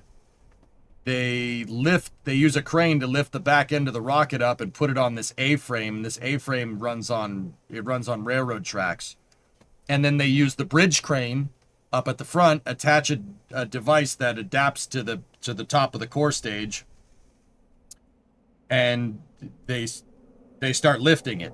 And as they lift, right, the A-frame will move forward on the rails. And once it's vertical, they'll detach the thing from the A-frame, get it, and stack it onto the mobile launcher. You need to look at a map. You need to let me finish. So,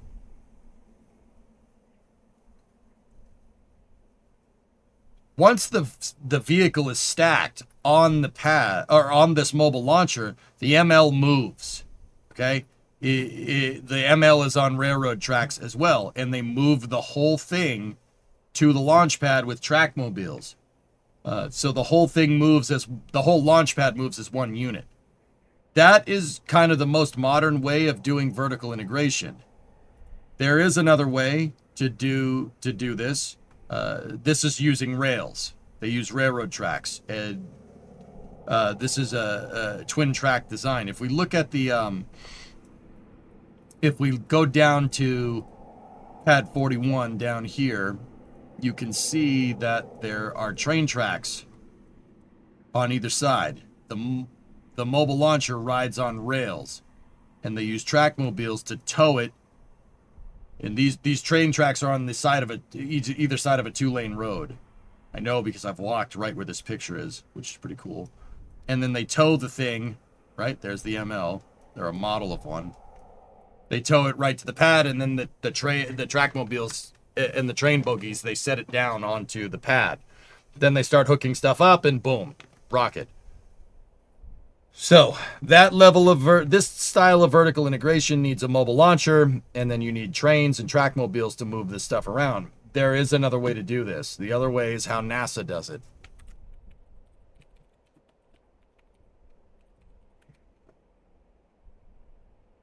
So NASA uses their gigantic vehicle assembly building and rolls out gigantic freaking rockets on a mobile launcher, and they set the MLs down on the pads at 39. Well, 39B only nowadays, but here's a picture from the Smithsonian. Give me 1 second. This is a sweet picture, and this drives the point across. They have a building that can house the entire launch pad of the vehicle. And then Complex 39, they have crawler transporters, or CTs, which are basically hot-rodded mining equipment transporters to pick up the whole damn thing and move it out to 39A or B. Well, if it's the Apollo or shuttle, it'd be 39A or B. Now it's just 39B. SpaceX has 39A. So they take it and they just, this thing is on huge track mechanisms, and they'd move the whole damn thing.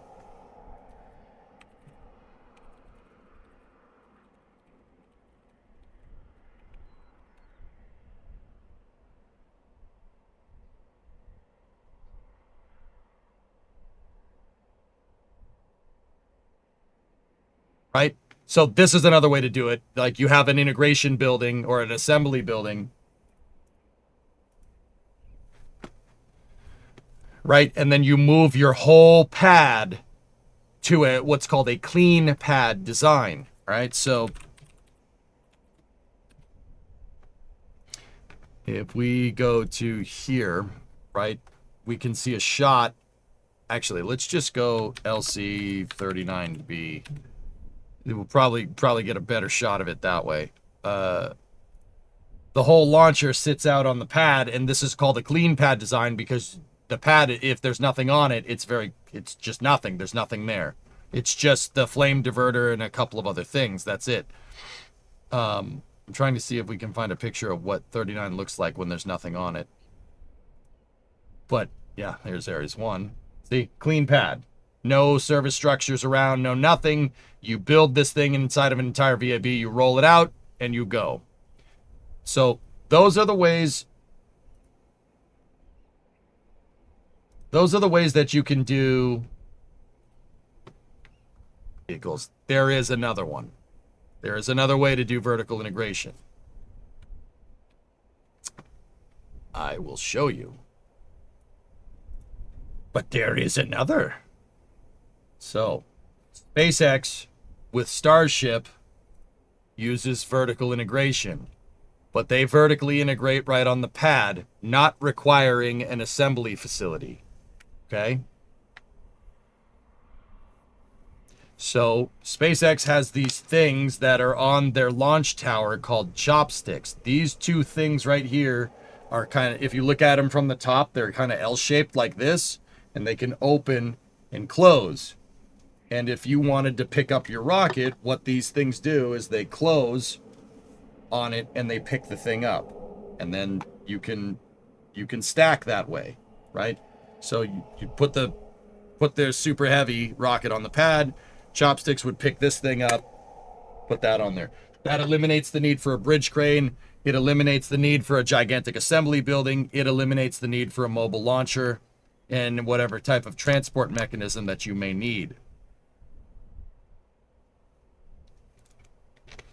Even though it's not there anymore, you have to talk about Slick 37 and the Delta 4 heavy stacking. Delta 4 was weird. It was kind of a hybrid. They assembled the vehicle horizontally and then stacked the payload vertically. Like, all right. That made it so you could do either one. So, now, which one of these ways, dudes, do you think? Let's think about this for a second. This isn't so much me kind of like being like, well, I think this is what they're going to do. I kind of want to... hello? Oh, dude. Ride the Dente. ADD break. Ride the Dente, baby. Twitch streamer car. Just saying. Not sponsored by Chili's. I'm actually not. Carson Hocevar is, though. All right. So, how do you do this? Knowing what we know, do you guys have more pictures? All right, cool. Just to clarify for Vulcan, the Spock gets the stages ready, and then they get stacked at the VIF further down the road in the VP, with the VP ML going in between both. Yes.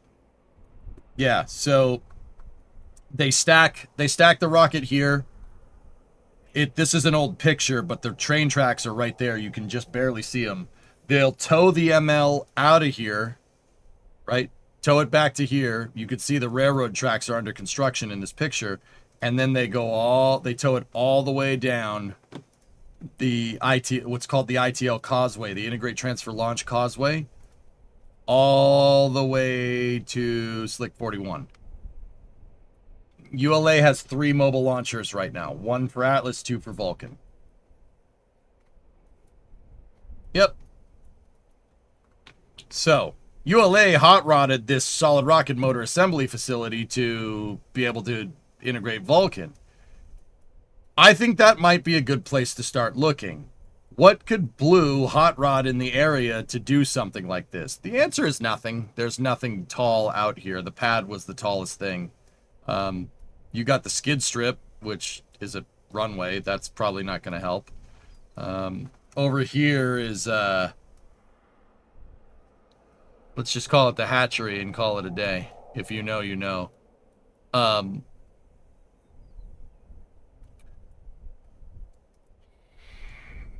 So how the heck could they do this?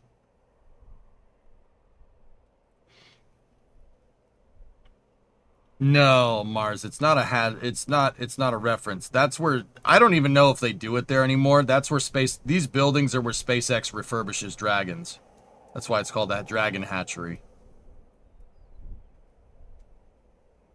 Change the tower, put a hammerhead on the top, use an SBMT with the breakover, and sit it on top of the launch mount. Bro, what don't you understand about let me finish? For the love of God, dude. Like, 3 times now. Yes, that's probably what they're going to do. They're going to use the breakover device. Do people know what a breakover device is? No.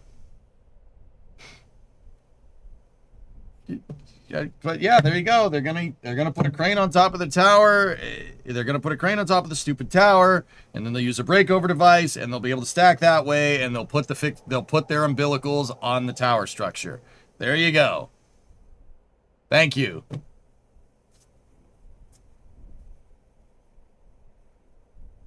You asked what we think. Yeah, but you're not supposed to give the damn answer if you know the damn answer. No, but that's probably what's going to be done, to be 100% honest. Like, jokes aside. More important with what they have, what could they get access to? Could they roll something from the VAB? That's what I wanted them to do, Aqualex. Do you want to know now? No, I don't. I wanted to try and go ahead and throw my hat into the ring. Now, over here, guys, there blue. This is not updated. This is not an Discovery, updated picture go at on throttle up. Google Earth, but over there is blue is working on something. Something big is being built over there. Baron, hey, don't hate me, but give me your opinion.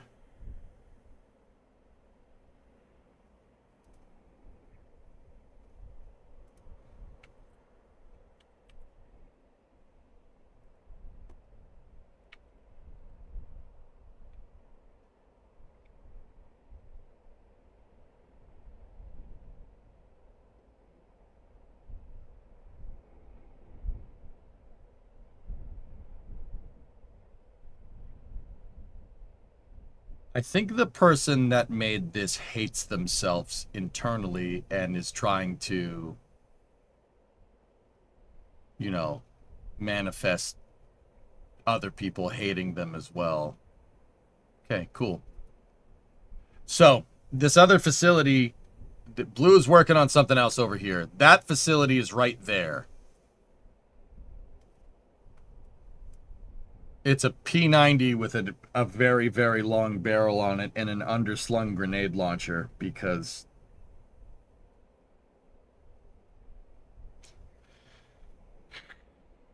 Yeah, okay.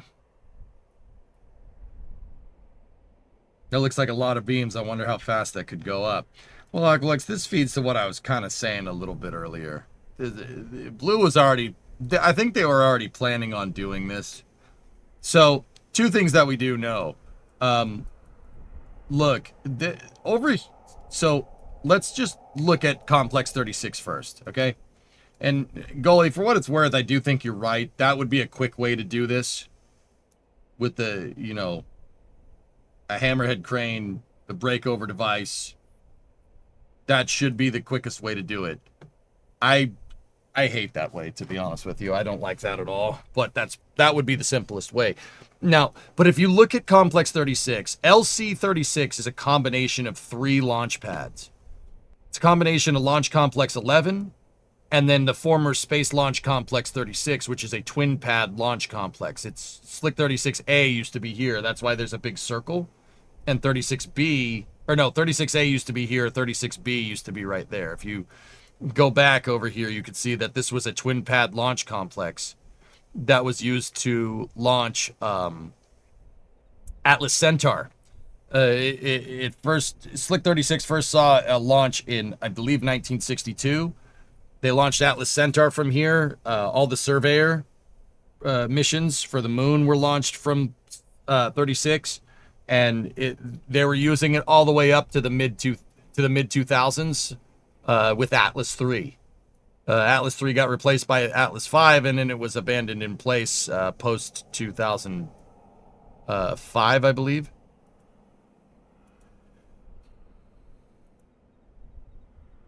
Yeah, they scrapped everything. Go and throttle up. So it's a combination of a couple of different pads. What was that third pad they're building on top of?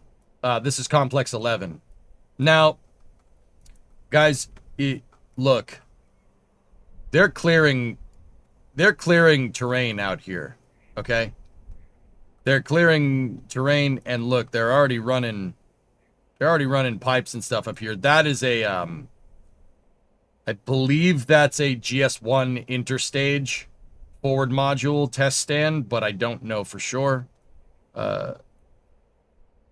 Those are 2 test stands. There's a test stand there, and then there's another one up here. So if we look at D's pictures, right? Look in the background. Look. All right, so some things to consider here. A lot of fill dirt. That's fill dirt. That's not topsoil. It's fill dirt because it's light. It's a lighter color. Topsoil in Florida is darker. See that? It's darker and it has limestone in it. This fill dirt is what you'd lay down once you scrape the topsoil off. Now, another thing. Look at all the pilings over there.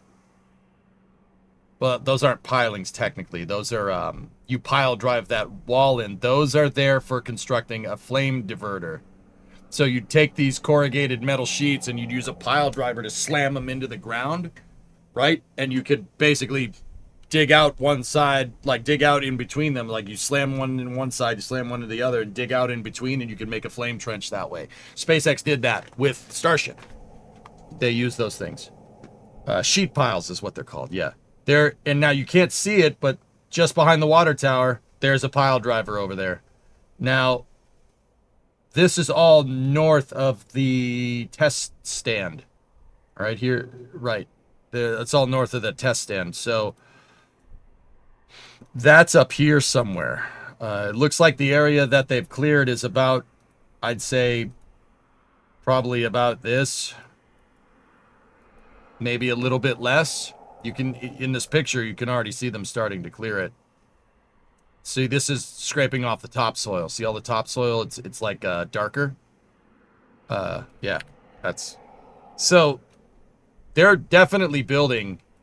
They were definitely starting to build what I would assume was Complex 36B, and then over here, they're building an integration. Well, they're building something over here. I would assume it's a vehicle assembly building, right? Space from space site. Could this one help you? Sure. The space from space site. Well, I mean, these pictures are fine, but all right. Yeah, okay, so it's not as much as I actually thought, but it still is a lot. And they're driving piles. You don't drive piles into the ground unless you're building something tall. First and foremost. So they're building something. They're building something out there. I don't know what it is just yet. I mean, well, we know it's 36B, but I'm not sure exactly how that... Look at the discoloration on the land around the pad. Yeah, Baron, anything in kind of inside of where my mouse cursor is absolutely shot, except for the tower, which they said they can repair. The ECS bunker is destroyed. Flame trench diverter, launch deck, transporter erector, right side lightning tower. That's all junk. Scrap. Use it in the accident investigation and then scrap it. So they're already building something out here. So let me think about this. Now, once again, Goalie, like you said, put a hammerhead crane on top of a service structure, right? And integrate the booster that way. So if we go and look at where are those pictures of Saturn V? So the Saturn V mobile launchers did have what Goalie was describing. It was a crane. There's a crane on the top. Like this is a render, but see that? There's a big crane up there. It's called a hammerhead crane because it, well, right? If Blue built just a tower, right, with all your commodity lines on it, and then built basically a milk stool, a la the Saturn I, except more of a fixed position. It would be more like the Saturn 1B launch pads that were at Slick 37 once upon a time.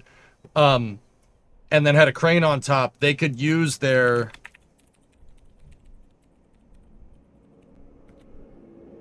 They could use their breakover device to bring a New Glenn first stage vertical. It's totally doable.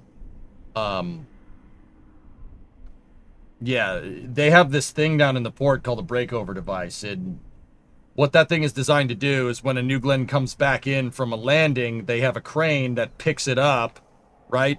They pick it up off of the crane and they set it down on this thing, and this thing is just a gigantic swing. They set it down on this breakover device and the whole thing can pivot horizontally. Never Tell Me the Odds has done that twice. There it is on the breakover device. It's funny because it's right next to where SpaceX gets their boosters. And then they put it on transporters to be able to move it back again. So if they did do a fixed service structure, goalie, they could. A Z-pile is a type of sheet piling. Okay, I did have it right. All right, cool. You should try Space Flight Simulator. Really fun game. All right. Yeah, I don't know. Maybe. Probably not, but. MS Paint, where you'd put the major components.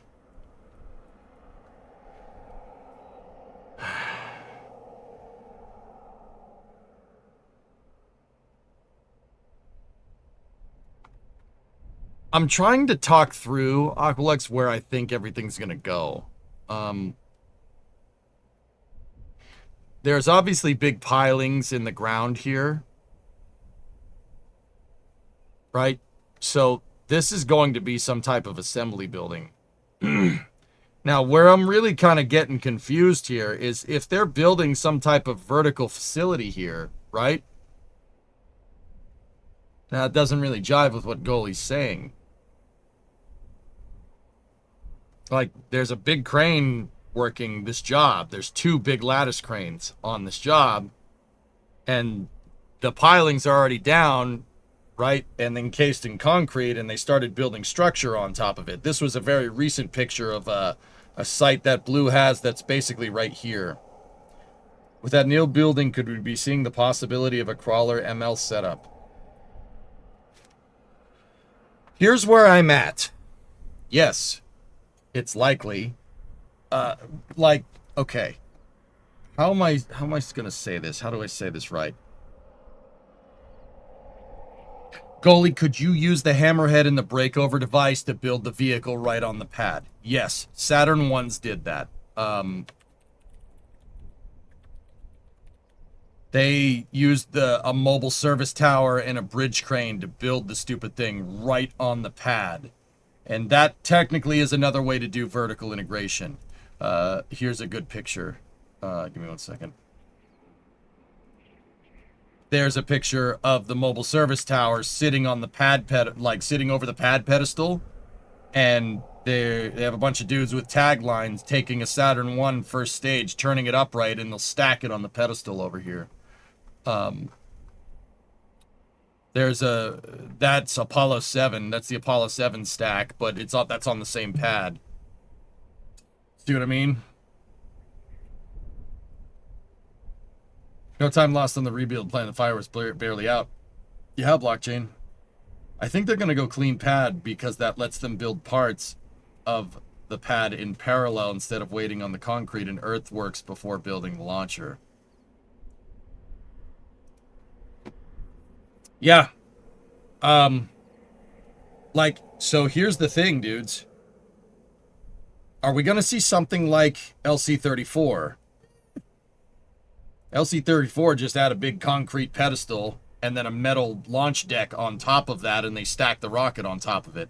The reason why the pedestal for LC-34 is the reason why it's still there is because that's where Apollo 1 happened, and they keep it there as a monument. It would have been demolished a long time ago had Apollo 1 not happened. Apollo 1 killed 3 NASA astronauts. They were the first 3 NASA astronauts to die. Killed Gus Grissom, Roger Chaffee, and Ed White.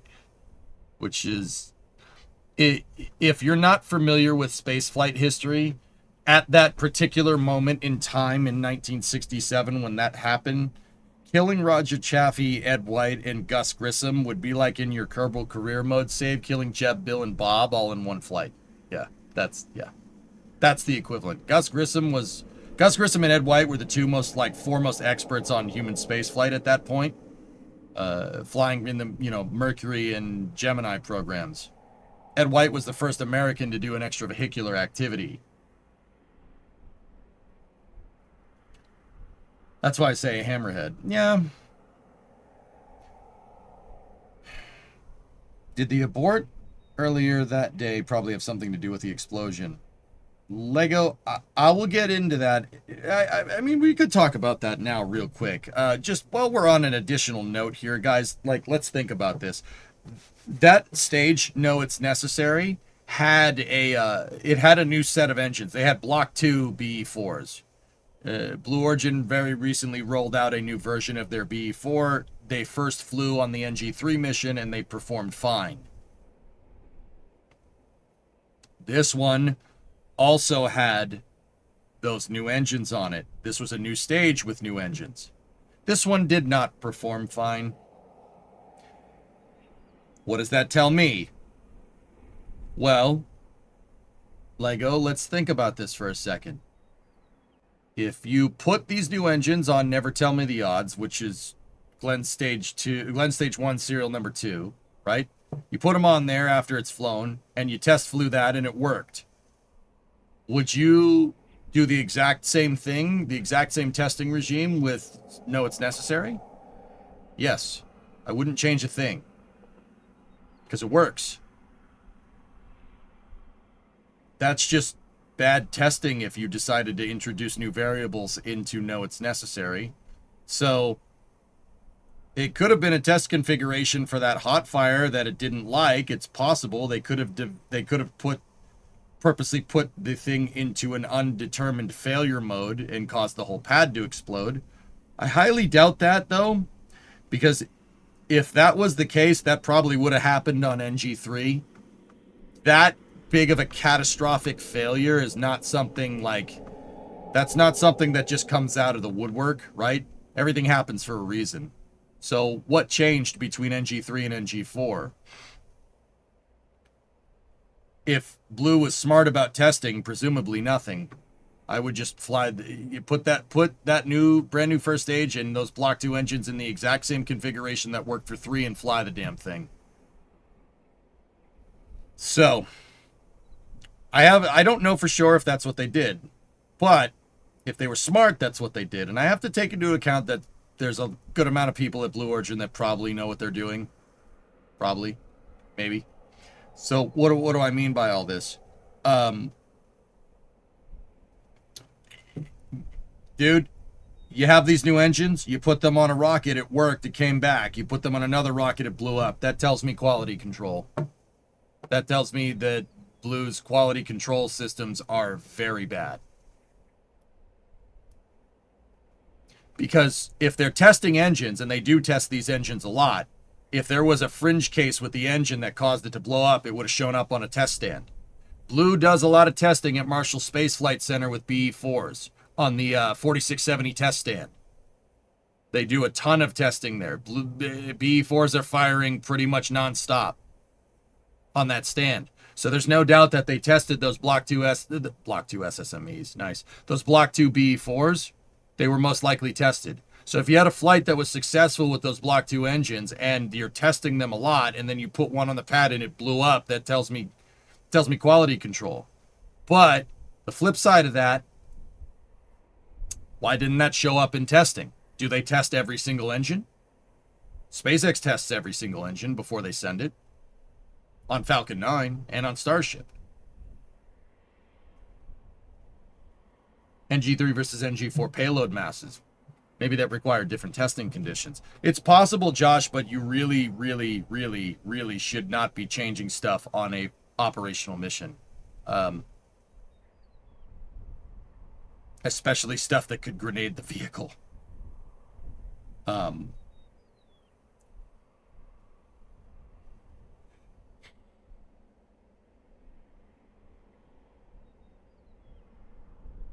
But,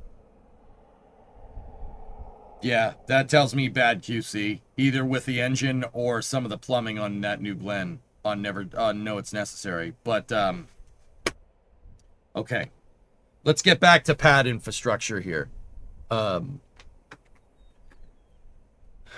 right, so Blue is building some type of vehicle assembly building thingamajigger over here, right? I don't think it was Fish, which could also explain it. Like I said, it's either the engine, guys, the origin point of the explosion was in the aft module, at the top of the aft module for GS1. And that failure detonated the LNG tank. I am 100% sure of this. So the failure originated somewhere at the top of the aft module. So what's at the top of the aft module? You have two big things in there that can cause that big of a catastrophic failure to literally rip the vehicle off of the pad when you're doing a hot fire. Not in the up way, in the down way. Turbine impellers, or turbines and fluid impellers and plumbing. That's it. Those are the only things that could, so if they sprung a leak, improper head pressure, cavitation in the pump, blows up. Or if you had a fluid impeller vein liberate itself and get ingested into the engine would basically turn into a nice grenade going off inside of the aft module. I'm pretty damn sure it's one or the other. I don't know. Don't ask me how I know. Like, nobody tells me this stuff. I actually tell people to not say this stuff. It's one or the other. I'm pretty damn sure. I could say that with pretty utmost confidence. There's only so many things in that part of the vehicle that can make an explosion that violent to structurally compromise the aft module of a New Glenn, the engine section. The engine section is one of the strongest parts of the entire vehicle. There's only so many things that could cause that issue.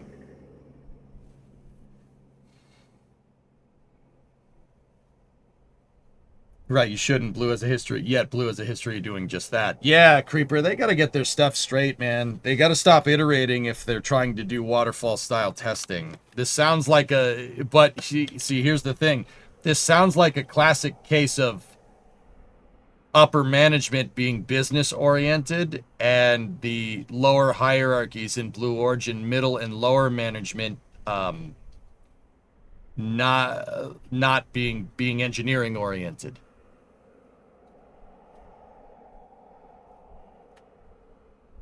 Meaning that engineers are not good at dealing with customers. I've noticed that with Blue. They upgrade something, it blows up, and yeah, this happens. This, like, not this exact problem, but this pattern of behavior happened with New Shepard. We saw it with the NG3 countdown. And I'm not like this, I'm not saying this to denigrate Blue or anything. You got, like, I want you guys to get your stuff together. I'm genuinely cheering them on. I really want New Glenn I want 7x2 to work. Like, could it be a leftover from Bob Smith? I'm not a people person. Yeah, I don't know, Spoiled. It's hard to say. Yeah. It just can't be plumbing, though, right? Sure, you have a hard start and a detonated powerhead, but that's the most shielded and toughest area.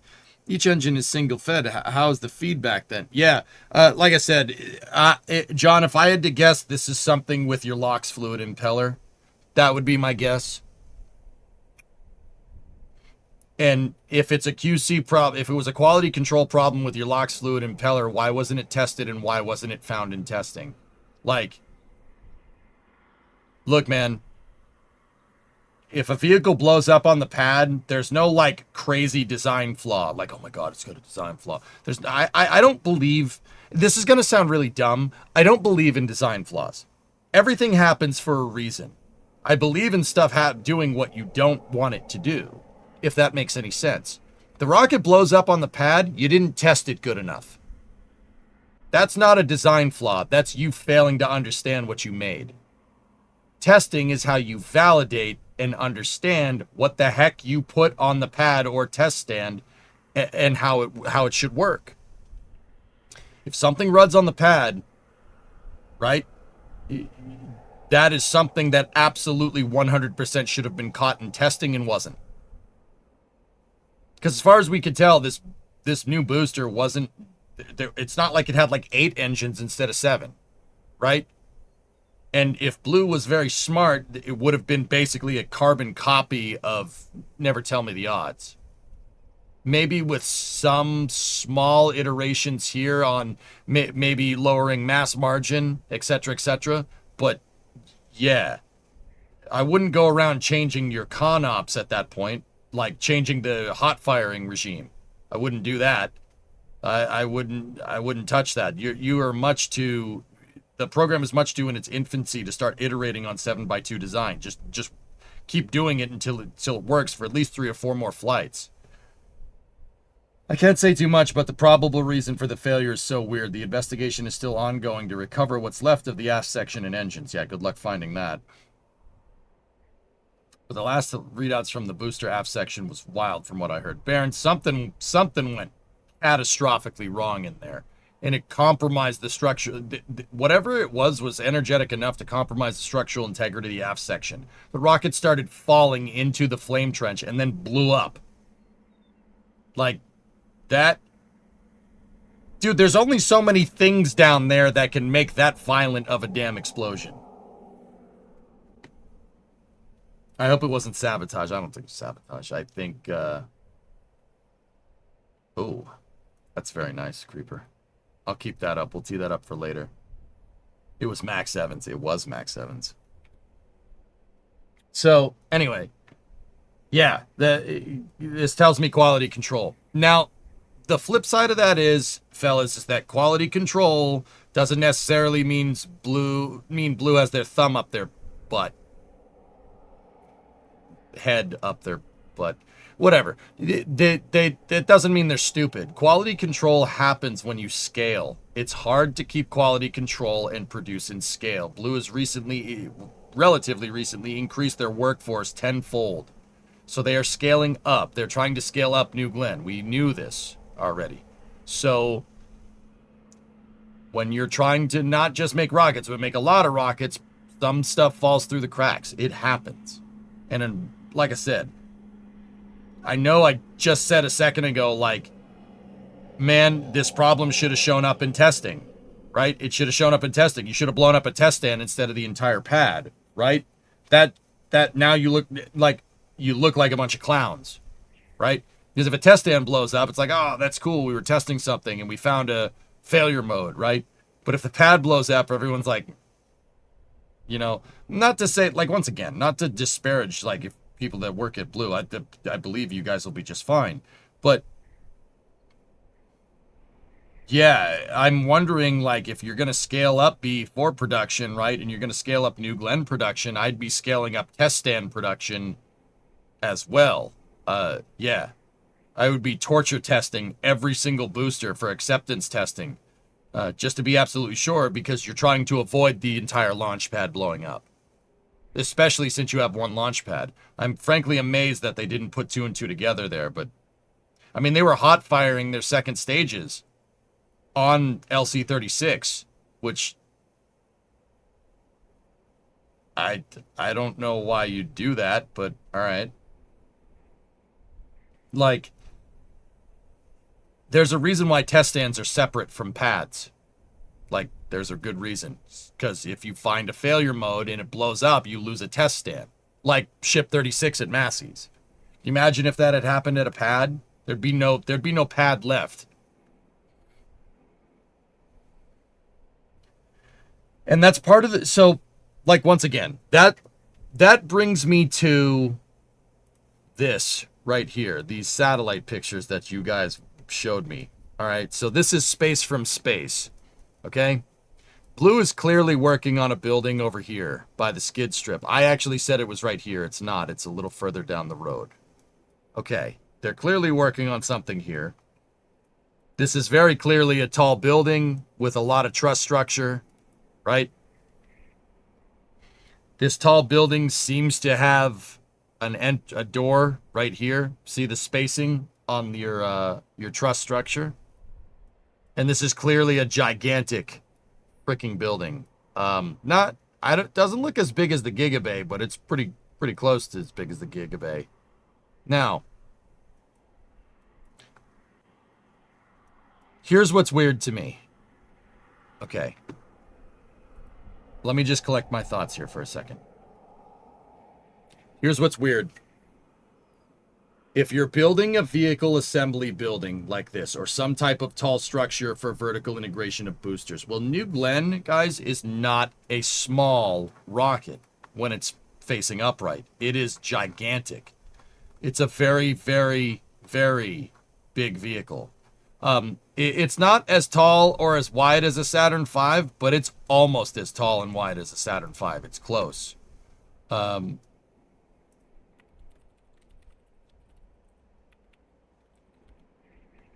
Let me see if I can get you a good kind of picture here.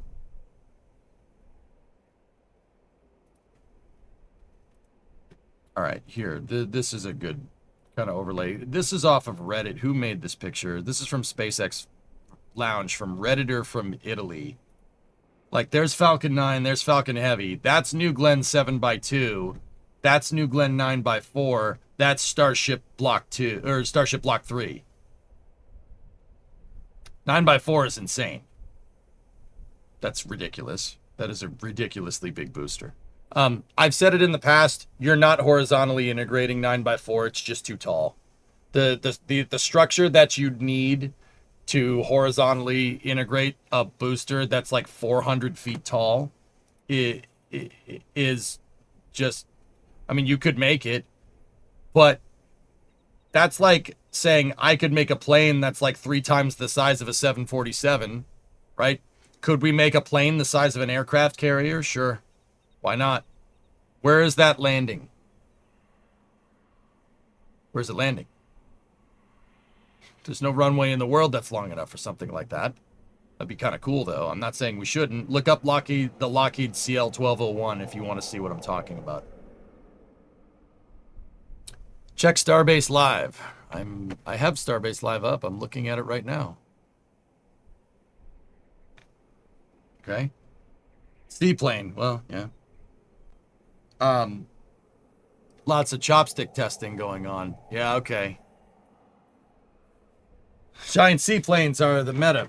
Yeah, exactly. So you guys say seaplane, but yeah, when we're going back to what I'm saying is like nobody builds a bigger plane because it doesn't fit on any runways. At some point, you're just gonna have to go reinventing the wheel to just make this bigger plane work, right? That's why all modern big planes kind of are all around the same size, give or take.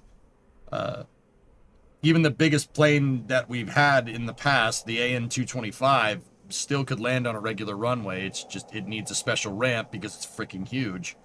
But yeah, just food for thought. Yeah, Howard Hughes tried that. You guys say the Spruce Goose. Yeah, how did that work out? Oh, he made one and it flew like 20 feet off the ground and then never flew again? Okay. Yeah, so the flying boat, yeah. I mean, maybe that would be useful today. I don't know. So when you're trying to horizontally integrate a booster this freaking big, yeah, it's just, there's no infrastructure in the world that's going to work. You're reinventing you're building a transporter erector that's as tall as a skyscraper. So that I don't think that would, hey, Twidget, 60-month resub. Hey, you got your worm logo. Right on, dude. So,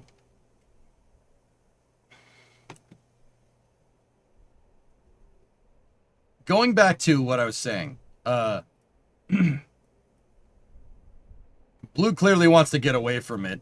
They want to get away from their horizontal integration. So, let's think about this. How would you do this? They're clearly building a VAB over here. Or some type of tall structure. If this was an integration facility like the IF, like, look, it's wider than the IF, but it's not nearly as long.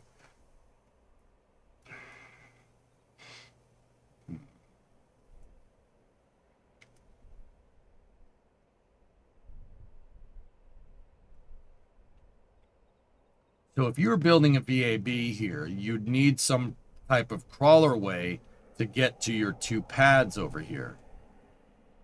The secondary lot feels too far away to be for final stacking, so I'm wondering if it's for payload integration separate from a larger VIF, especially if they aim for high flight cadence.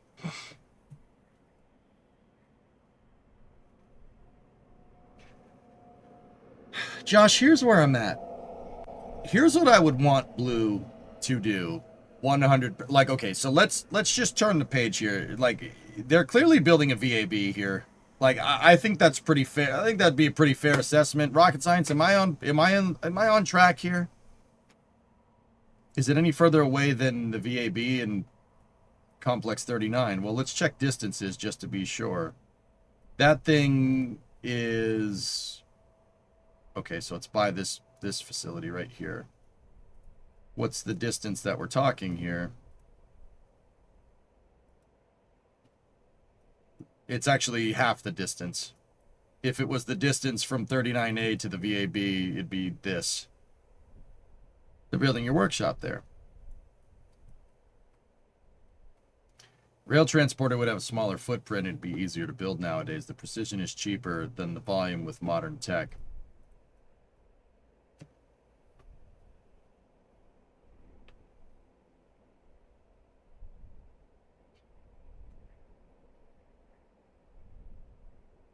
Okay.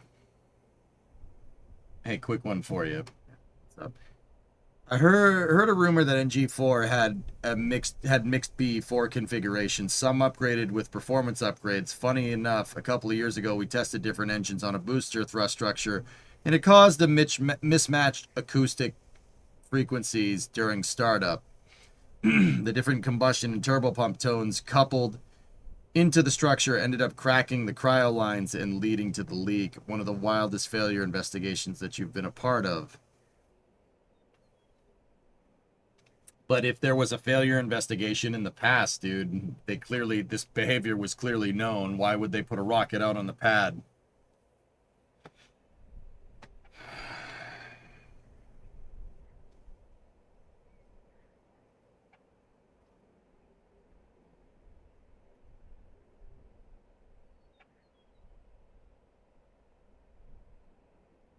See, here's where I'm at, dudes. Look, say you are building a VAB over here. Let's just compare the size. Let's go in on Google Earth. The VAB is about as wide as whatever this facility's parking lot is, give or take. How wide are we talking here?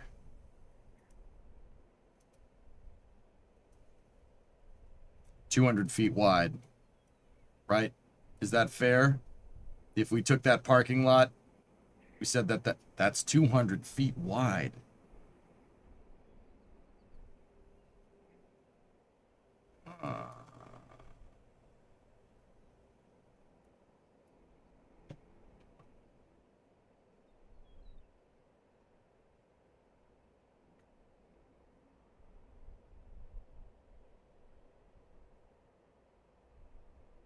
Refurbishment facility? You think so, Strick?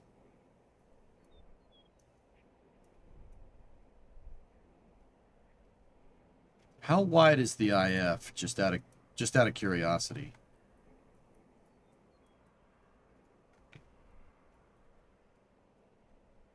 We can use the concrete pad out in front to get the width of the open space. 191.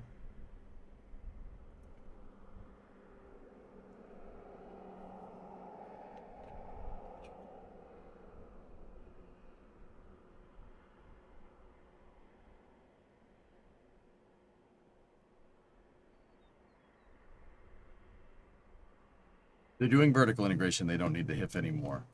Well, you know, Strickler said a refurbishment facility. If anything, I'd use the IF as your refurbishment facility, which, once again, calls into question what the heck that mystery structure is over here. What is this? I'm trying to see where what are the ways in and out of this structure? You can kind of see where the doors should be because there should be open spaces like that. See that? There's clearly going to be a door right there. But I'm not sure that door is wide enough for, that door is freaking wide enough for, like, a mobile launcher to roll out.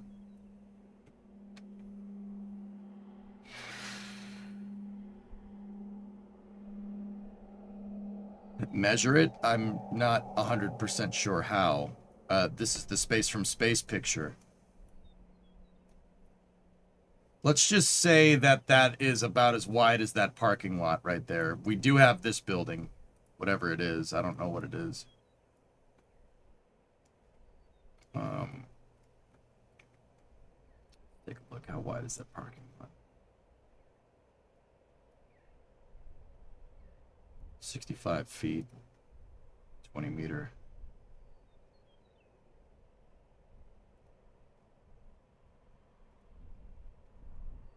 Roughly a 20-meter door right there. But see, here's my thing, dudes. The door is facing the wrong direction.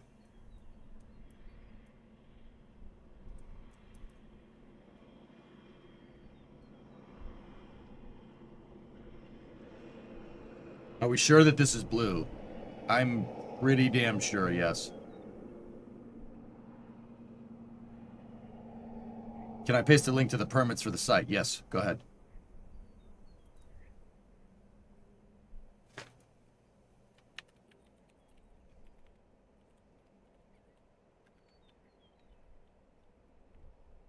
Ah, crap. I didn't get it in time. I can see it, though. Let's take a look.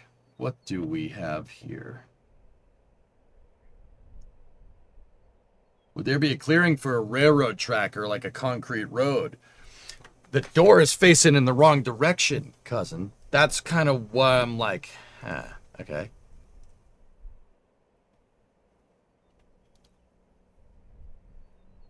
We'll just...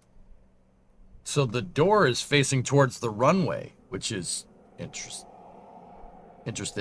They're not gonna use the skid strip. The skid strip is for landing DoD payloads in here.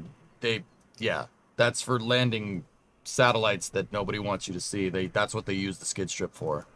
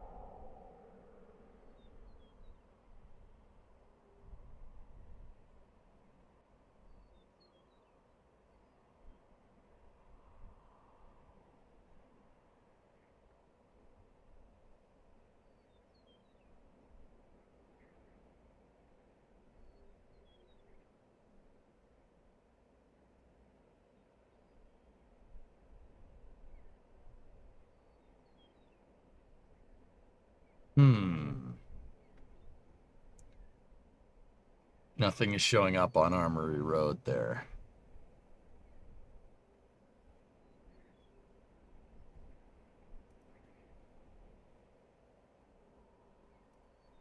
Does this one work?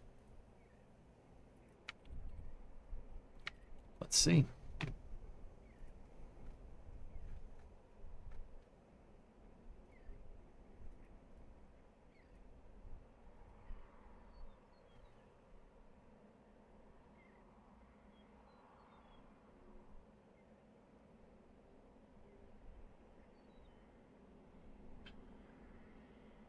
The proposed it's a vertical refurbishment facility. Okay, somebody said that. Strickler said that over the YouTube chat or something. Somebody said that already, and I said I don't think it is, but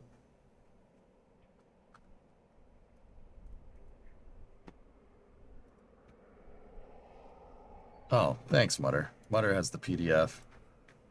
So let me take a look. Project Alpha. Okay.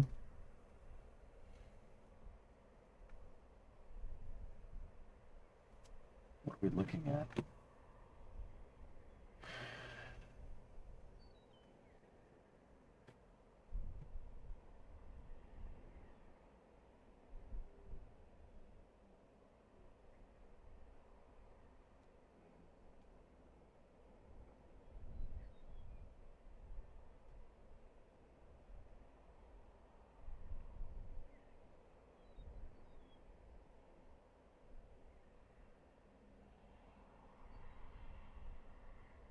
This is an elevation diagram, guys. This shows like how they're gonna move the dirt around. We already should have started to see this.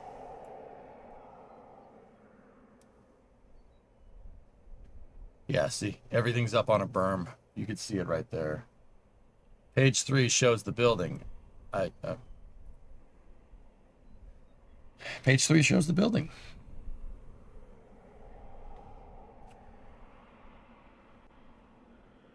Yeah, see that's where the overhead door, yeah, okay.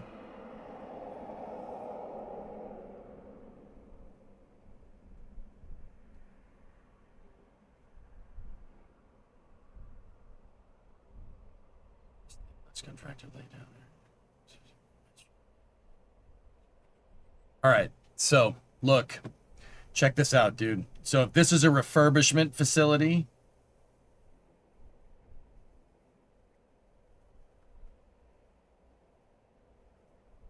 all right, what do I always say with rocket infrastructure? You want to figure out rocket infrastructure. You want to figure out where rockets go. You want to figure out buildings that use rockets. Look for roads that have a wide radius. See it right there? Wide radius. Look at this side of the road. That side of the road has a tight radius. Because that side of the road is for cars. Now, cars can go around this wider radius, but look at that road over there. See? Too tight radius between where the road all connects. But you have a wide radius here, which tells me whatever's going into this facility is coming from this way. It's coming from this direction. It's coming from the north. It's coming down Armory Road. So something is going this way. Which is funny because New Glenn's travel down this road to get to the IF. How do I know? Big wide radius right here.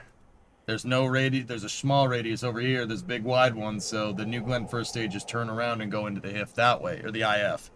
So that answers that. But you guys are saying that this is a refurbishment facility. Somebody said it and I said they were wrong, but that's... yeah, that is correct.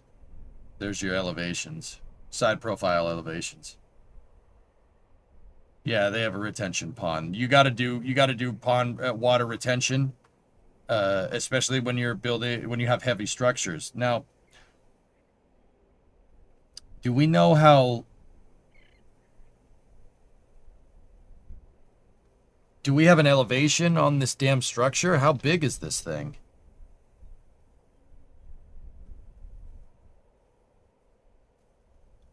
Or how tall is it?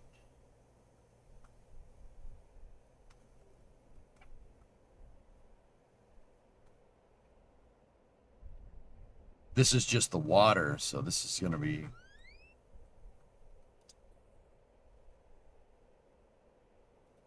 Building's 314 feet long. So, it's like 98, 97 meters long.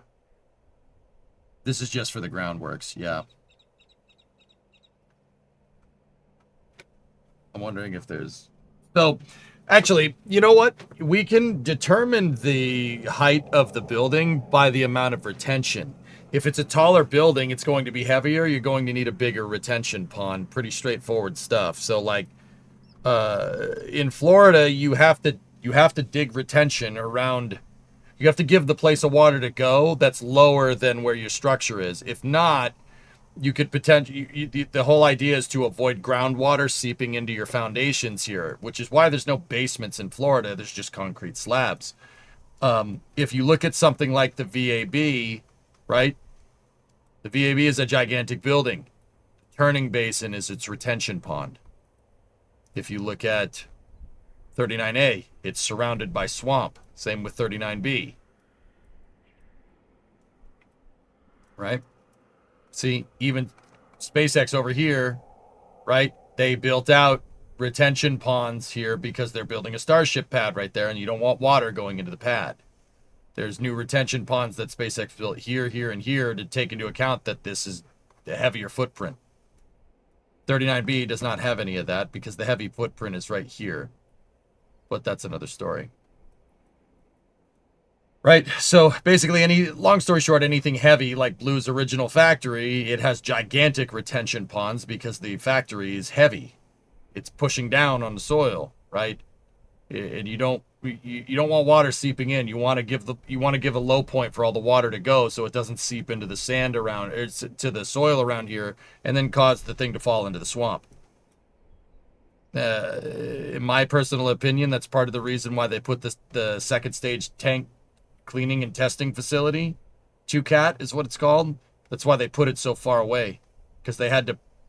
If you put it over here, it's too much stuff. This photo is ridiculously old. It's, yeah. There's the new. Yeah, see, Blue's been busy. Just on a side note. That's what people see on Google Earth if they, the photogrammetric stuff. Just, yeah, doesn't even show the facility there, which is stupid. Okay, so fellas, here. I'm going to go out. This facility was confusing me.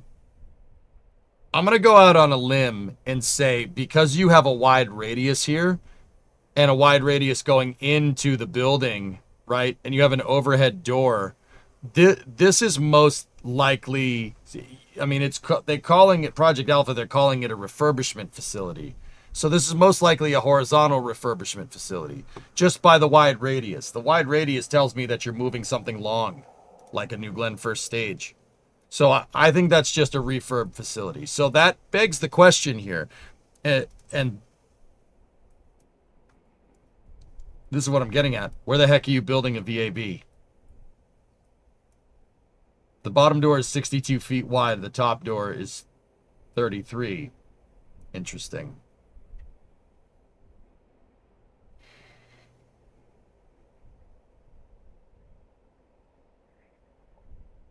Interesting, Mark.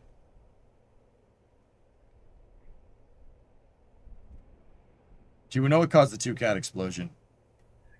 Testing of some non-destructive testing became destructive testing, from what I understand.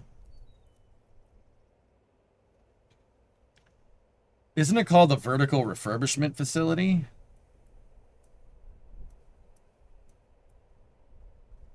No, wait. Yeah, but they're moving stuff horizontally there from the radius, dude. Because if they were moving, first of all, why would you transport a first stage vertically unless it's something ridiculous like Starship? New Glenn 7x2 is not that. My guess is that they'll bring in the stage horizontally and then bring it vertical, which is why one of those doors is wider. There's probably a bridge crane in there that'll pick it up and put it on different cells, which is cool. That's neat. But that still doesn't solve all this, okay? So, Dave Limp said that the tank farms are in good condition, right? He said, the tower can be refurbished. So,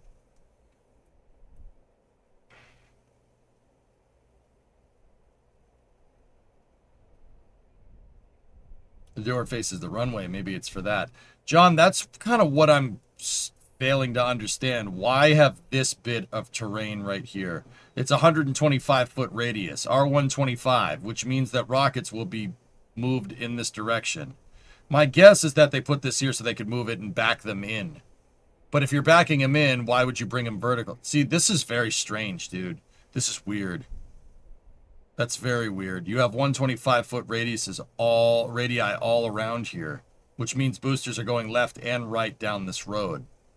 This is a 50-foot wide road, 25-foot lanes. That's like basically a 4-lane road. They could use the skid strip for maneuvering. Yeah, but this facility is... That radius is basically right here. We're Discovery, go and almost throttle up. a kilometer away from the skid strip. Future expansion for multi-refurbishment. Guys, let me put it to you like this. It makes no sense to build a vehicle assembly building over here. It's a vertical refurbishment facility, and the name basically says. So I don't think that's a part of what's going on here. So, guys, the only thing I can think of that's going to get blue flying is if they hodgepodge this damn pad back together as best as they can, make a crappy pedestal in this flame trench, and use the breakover device and a crane. Like, when I say a crane, I mean like a lattice crane, like a Lever 11,000. Do what Starship did in the early days. But that still doesn't solve your second stage umbilical problems. Now, you could install an umbilical on the tower here to service the second stage, right? But that's 100 feet away from your pad deck infrastructure, from like where the booster needs to be. 25 meters. That's 80 feet. You're not having an 80-foot long umbilical. No one does that.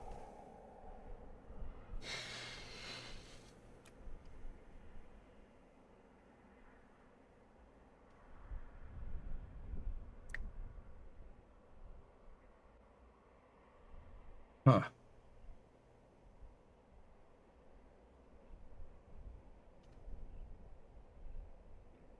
Could they be accessing the airport to transport boosters and second stages in a cargo plane? I don't think there's any cargo plane in the world that can move a second stage, let alone a first stage, around a New Glenn first and second stage. Final answer. I don't think that's what they're gonna. I don't think that's what you guys are gonna do. See, rocket science, where I'm at, dude, is I'm tangling in my mind. Like, I showed you guys all the different ways to vertically integrate stuff. If I was blue, here's my, yeah, let's get to my final answer. If I was blue, I would build mobile launchers. I would do that. I would build an ML and use a clean pad design. That's what I would do. I would build a vehicle assembly building. I'd build a VAB, maybe a 3 to 4 bay VAB, kind of like Titan, like the Titan ITL. Build it exactly like that. You know, I said 4 to 5 tails, have each one tail have its own hangar, have its own high bay. That's what I would do. In terms of rail, in terms of transport, you could get away with rail. Or if Blue was really trying to be fancy, you could just use SPMTs. They can use SPMTs to move the thing horizontally with a gigantic transporter erector. I don't see why you couldn't do that with an ML. The ML solves your weird umbilical problem. You don't need a 100-foot long umbilical. It'll solve the umbilical problems.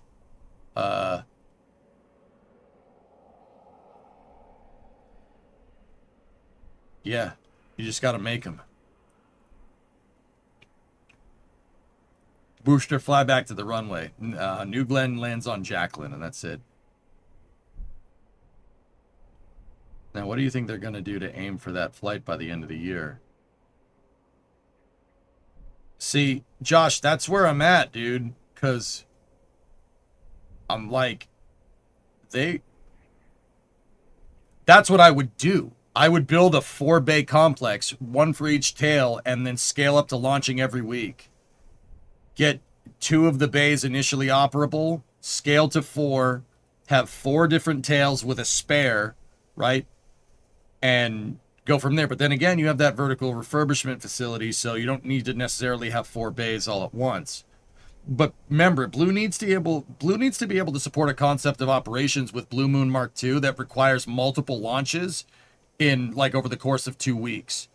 So you'd need to be able to build at least 3 stacks very, very quickly, right? To launch Blue Moon Mark II, tanker, and then send it, right? So I would build a 4-bay complex. The thing is that a 4-bay complex, you're not building that out in 6 months. That's not happening. But building out that capability doesn't necessarily mean you're not going to be able to launch. They could probably use the breakover as an interim stacking mechanism, but that still doesn't solve your second stage umbilical problem.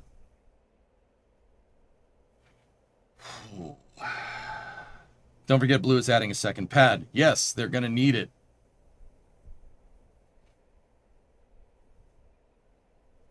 And we know that pad has a trench. We know they're going to put a trench in it. We saw the sheet piling, right? We know that that's going to happen.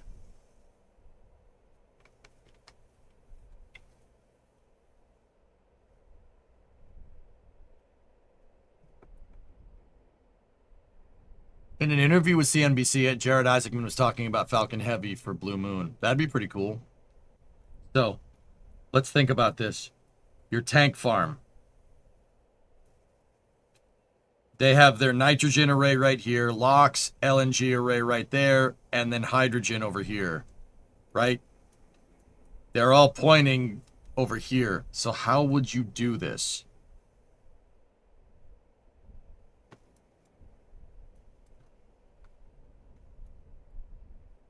We know that they're putting sheet piling down over here for 36B, right? We know that that's going to happen.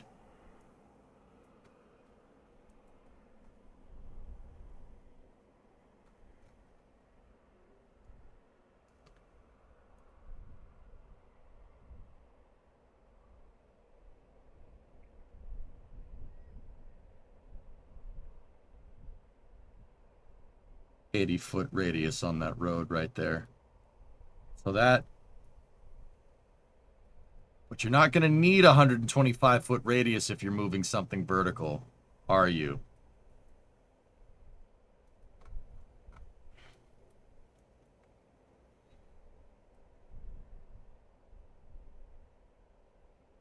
My guess is that your integration facility or your assembly building is going right here. They're going to move the ML on SPMTs over to here, and then the pad, one of the pads is going to be over here. The pad is probably going to be a pedestal-based pad with a flame trench below it. Kind of like Slick 41. Basically Slick 41, but bigger, way bigger. That's my guess.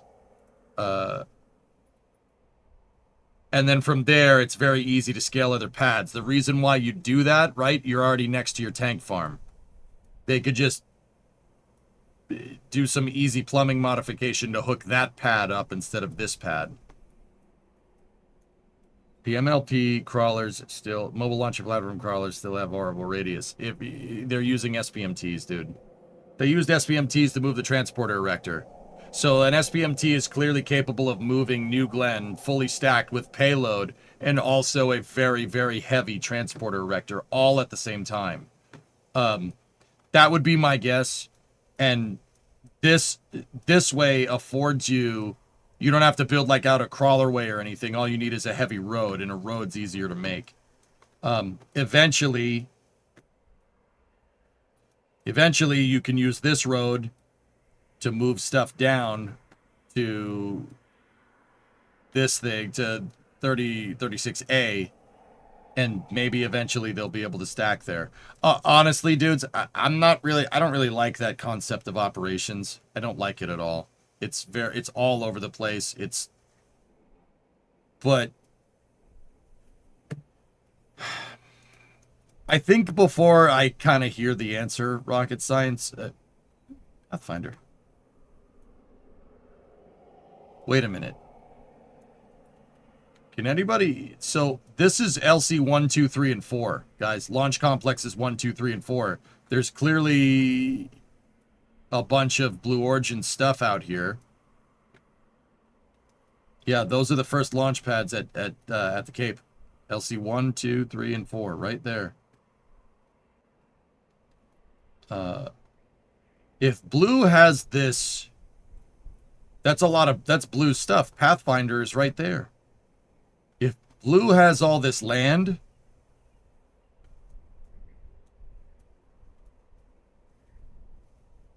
that's LC-46. Department of Defense owns that. I wouldn't get anywhere near that. But if they have all this area out here,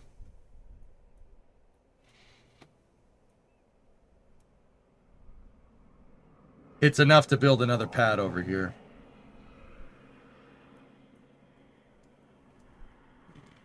Interesting.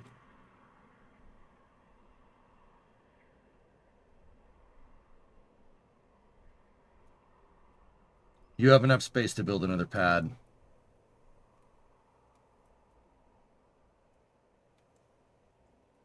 All right.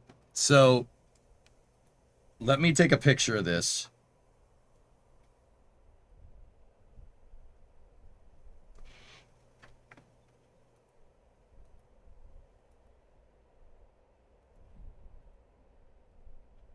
I haven't seen that mutter, no.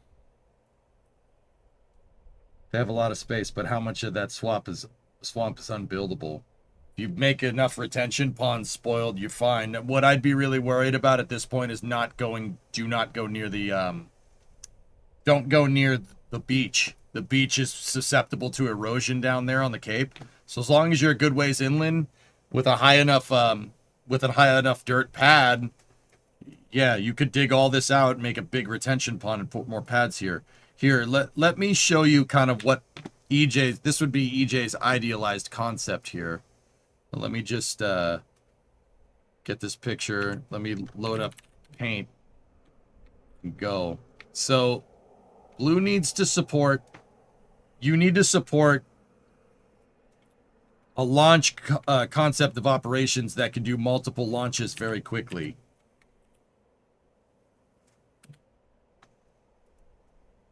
right? So we're gonna go into paint.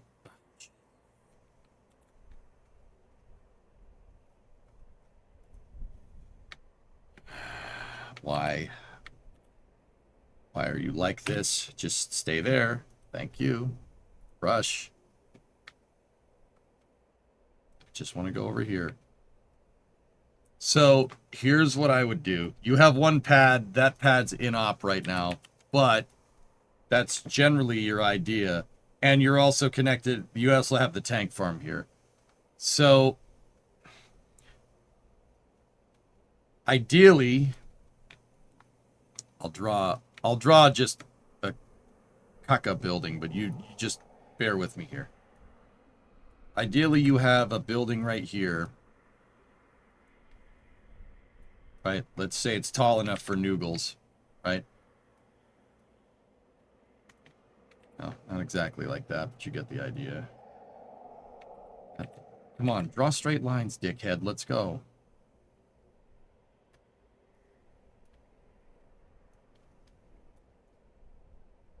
This is highly unlikely that they're going to do this. I'm just kind of thinking this out here.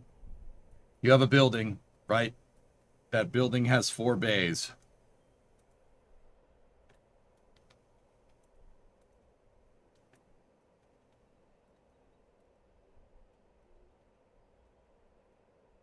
Please excuse the crudity of this VAB. I didn't have time to build it to scale or to paint it. And then in the back of the building, right, you have a facility where you can put stuff next to the road, right? Where you could build, you could store extra boosters back here, right? And then when you need to, you bring them in, and then there's a transfer aisle that goes left to right here. So the transfer aisle is kind of in the center of the building, right? You can bring the booster in from the back. There's a bridge crane right here, right? The crane pulls the booster upright, and then from there, you can move it forward, and then you can go in either direction to stack on your mobile launchers, which would be right here. 1, 2, 3, and 4 right there. Now, I'm going to go ahead and guess. So each one of these launchers will probably have a post on the side for second stage umbilicals. Kind of like Titan or Atlas or something. Maybe. I'm going to go ahead and guess that these are probably using, SPMTs. So if that's the case, that makes this a lot easier, right? You could get away with this in 2 pads if you really want to. But to support the high launch cadence, not worry about runs. I mean, I would want more, but you can get away with it with 2. You build a road.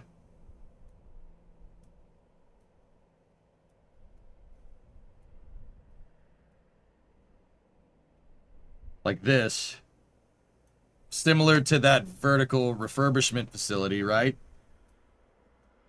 And obviously that road will connect into the existing crawlerway over here for LC36A.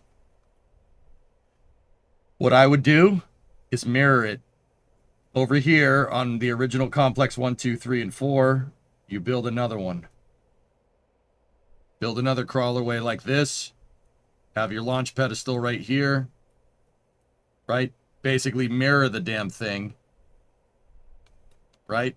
And this would make it so any one of your high bays and any one of your MLs can go right to the pad. This also makes it so your tank farm lines, which are over here, right? You can hook those up. You can just go laterally here and hook it up. And here, let me just draw the diverter over here, right? You could hook up the fuel lines, and then you make LC36B. That's not a 6, idiot. That's what I'd do. I would do this. 4 bays, you could put 4 stacks together, launch on one pad or the other. So you, like, if you needed to launch 4 times in a week, launch on this pad first, that pad second, right? Roll the MLs back. Launch on that pad on the third day and that pad on the fourth day.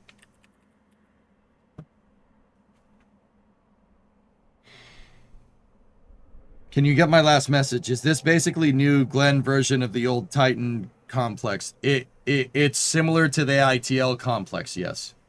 That's where I got the idea. This is what I think Blue should do. And from here, if you wanted to get real crazy, like we'll see how crazy Jeff wants to get. From here, you could do another one. Put another one over here. Right? And then you just run your fuel lines to the next pad. Done. Like that. And you could make 36C. LC36C. You could even go bananas and put another one over here if you really wanted to. That's what I would do. That's my ideal. This is most likely not going to happen. Why would you build the VAB that close to the pads? Where else are you building it, Finn?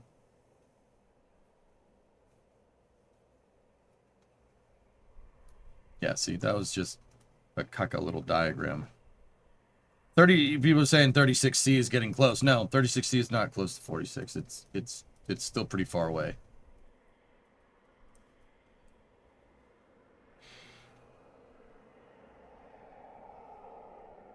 I thought it was designed to be fueled via GS2. Falcon Heavy doesn't have that capability. Yeah, Gareth, but Falcon Heavy frankly has more Delta V than New Glenn. I know that sounds completely stupid. If you expend a Falcon Heavy, by definition, it's going to have more Delta V than a reusable first stage New Glenn. So with Falcon Heavy, you can put it on a much higher energy insertion to the moon with Blue Moon Mark 1. And, yeah, you don't need to worry about the whole boil off problem. Just, I mean, I don't know if that's true or not. It might be. I mean, but Finn, where else are you going to build your your assembly building? Unless they demolish the HIF and build it over here somewhere. But I highly doubt they're going to build it down here. 1 kilometer further away. In what direction?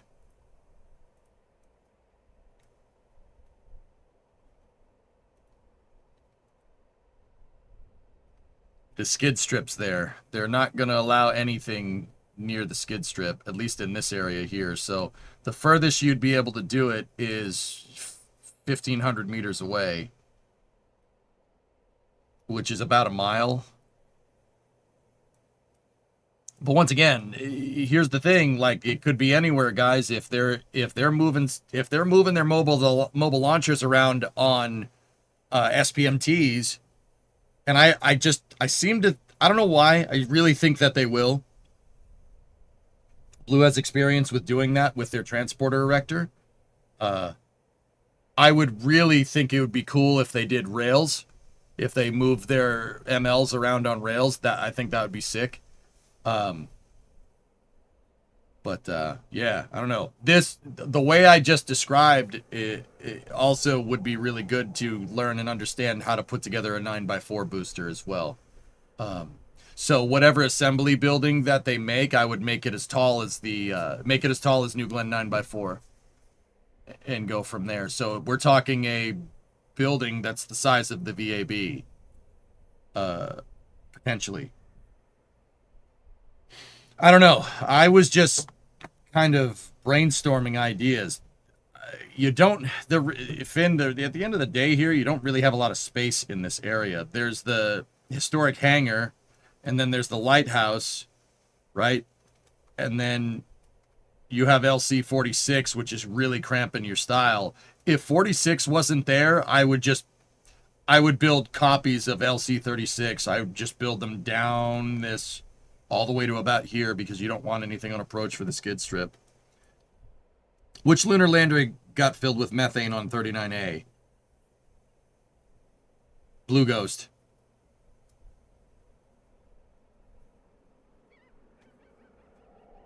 I mean, this is a quarter mile away from the pad, and that was clearly enough. I mean, he damaged the building slightly. That was enough to deal with a rud. If it was a half mile away, it'd be fine. Yeah. Just saying. So a half mile would be over here somewhere. Or, yeah, like, down here. But then again, like, here's what I'm saying. Like, if they're moving their MLs on SPMTs, the VAB doesn't need to be lined up. Like, it doesn't need to be lined up. They could just move them down the roads, like what SpaceX does with starships. I didn't know Blue Origin had the rights to LC 1, 2, 3, and 4. I never got a confirmation, dude, but I'm going to go ahead and say that they probably do. Like, considering their Pathfinder is sitting on LC 2 and 3. And then they have their second stage Pathfinder right there. And then they have a bunch of old jigs and tooling equipment over here. And what looks like an actual second stage that's just wrapped up over there. I was just wondering, with the VAB being a really tall building, that's a lot of surface facing the pads. Yeah, that's true. What would be the quickest way to vertically integrate New Glenn to meet Dave Limp's timeline? Use their breakover device, dude. They have a breakover device down at the port where they pull New Glenn's off of Jacqueline. And they bring them back horizontally. Just use the breakover device in reverse. That still doesn't solve your second stage umbilicals. It still doesn't solve that problem. But I'm sure a temporary fixed service structure could be made, or just a fixed service structure. A fixed service structure could be made in the amount of time that they need if they engineered the pad correctly. But anyway, yeah, I wanted this space news to be kind of a deep dive into this. And I think we've made some progress. But at the end of the day, guys, I'm not 100% sure what... Like, as far as we know, Blue basically has all this land right here.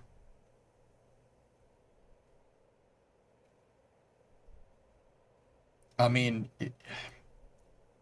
honestly, I'd just demolish all this.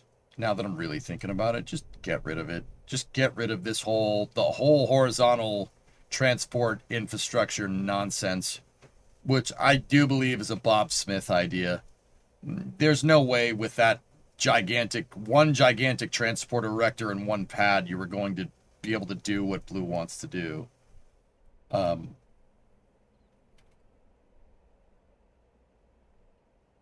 just looked it up, and Wikipedia shows pads 1 through 4 is permanently retired. Well, yeah, no one's going to use this, but if they bulldoze all of them, and build a new one, maybe. Bob Smith's trying to copy SpaceX. Yeah. See, I don't like the direction that pad is going, dudes. If it was me, I'd tell the Space Force to make another road that goes this way. Make a road that goes down here and follows the skid strip and picks up on this road and goes around everything, because this road sucks. And then I would build all my launch pads.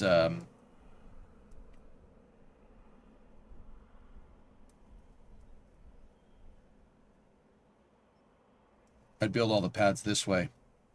Build 36A, 36B, 36C, 36D. Like this way. Build them parallel with the coastline. And then put your gigantic VAB thingamajigger.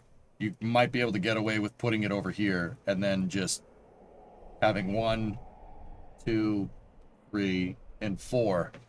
That might get you what you want. The other thing is that if they get the lease to Launch Complex 11, or 12 over here, that's LC 12, and it looks like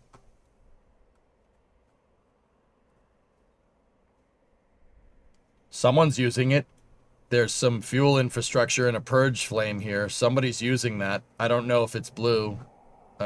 Well, give me a second. I'll be able to tell you in just a second here.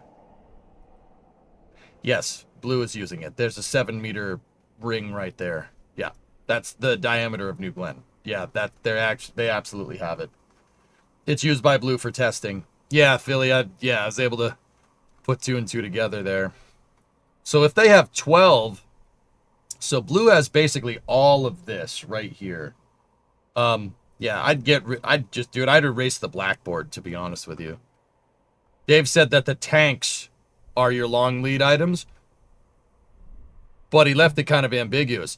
Honestly, if it was me, I'm serious. Like, if I was in Blue's shoes right now, I would repair this to get relatively operable, I guess. Maybe. And you know what? I wouldn't do that. That's a waste of time. I'd build a new one. Just build another pad over here. And then connect that into a much bigger, like, multi-pad complex, and then have multiple different fuel farms supporting it. Like, this is...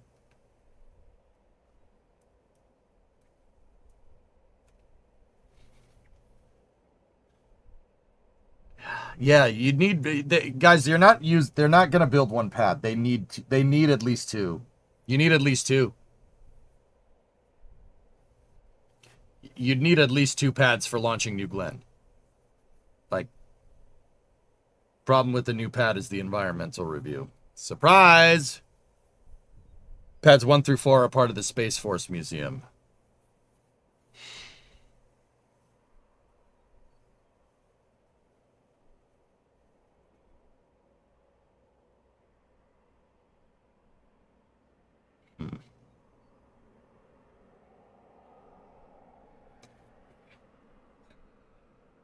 The only other thing I can think of is demolish the IF, right?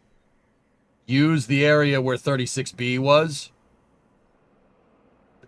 So, at this point, take 12, make it a New Glenn pad. Take 11, make it a New Glenn pad. Take where 36A was, New Glenn pad.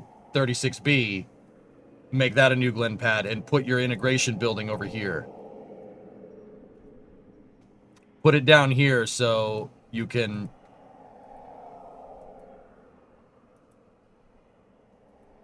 get at it from every location. But are these pads, is the ground here good enough to be able to support New Glens? Like, structurally, like these LC11 and 12 were designed for Atlas. They were Atlas D, if I'm remembering correctly. So yeah, that's not a lot. That's not very good. 36A and C were designed for Atlas Centaur. Like, that's not... those rockets are way smaller than New Glenn. All those pads would need major civil work. That's what I'm getting at. Jeffy B has said Pad 2 is in work. Development on Pad 3 is ongoing in an all-hands meeting.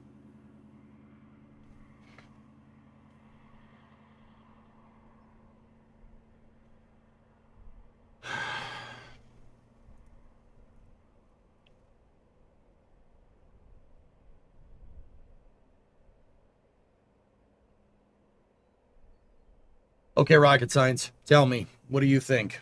Well, not what do you think. How is this happening? Like, because this is... honestly, it's a space constriction here. I firmly believe that if Blue had the space, they would just build something like Complex 39, but I could be wrong. ConOps 1, horizontally integrate GS1 and GS2 in the IF on the hot tug wheel spinny thing. They already have the tooling. Bring that whole thing to the pad, probably using an SPMT. 3, use a very big crane to move the rocket vertical.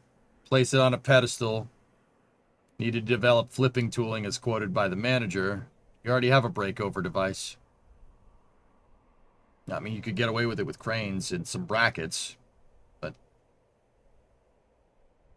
already found a crane. Goalie might have a new job. 4, mount payload at the pad using the crane in vertical mode. 5, use existing tower as your umbilical tower. Render showed individual hoses held up by cables. Yeah, that's the quick way of doing this. Yeah.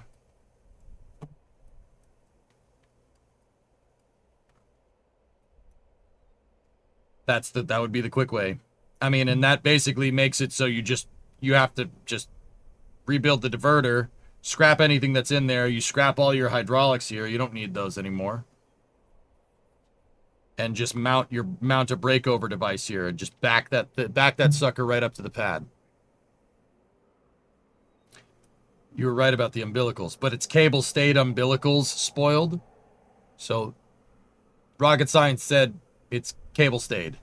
So if they're cable-stayed umbilicals, that basically means that you need a guy on a crane manually installing the umbilical, like up on a basket, like SpaceX. There's no way you're going to make a swing arm or something that extends the entire thing. You could make a swing arm like maybe 20 to 30 feet and then have a cable pull it in. That'd work.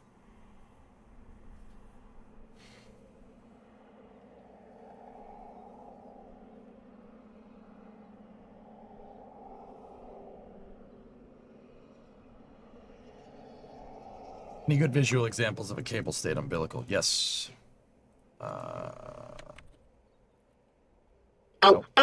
This is Space. Hey, I'm in Angry Medic, space. thanks for the 10. Slick 4 East has cable-stayed umbilicals. They're attached to the Strongback, though.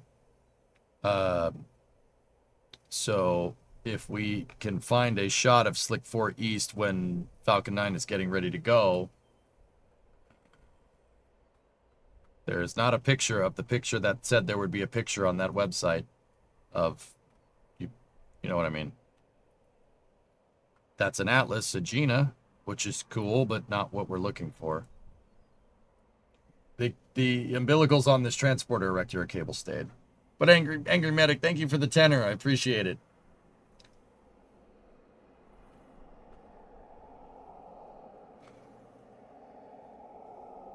So Blue has the most land at the Cape? I don't know if they have the most land. They definitely have a lot. The radio button at the bottom of the photo. Eh? Oh.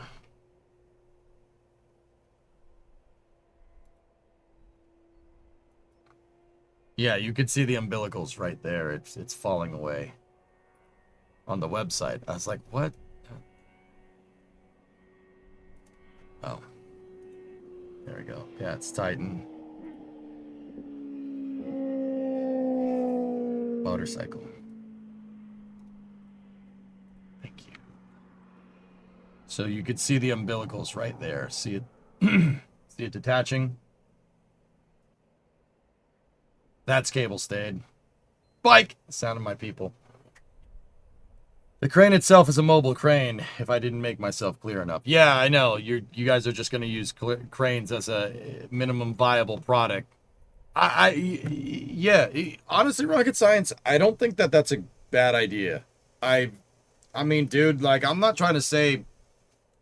I did not say this about New Glenn 7x2, but I did say that 9x4 is not going to be horizontally integrated. And if I designed a rocket as big as New Glenn, I would not horizontally integrate that either. I was frankly amazed. I remember when they released the promo footage for New Glenn back in 2017, and I was like, you're horizontally integrating a rocket that's like 280 feet tall? Welcome back N1, right? Like, 9x4 is basically going to be chopstick integrated. You think so? You're going to lift the whole thing by the second stage?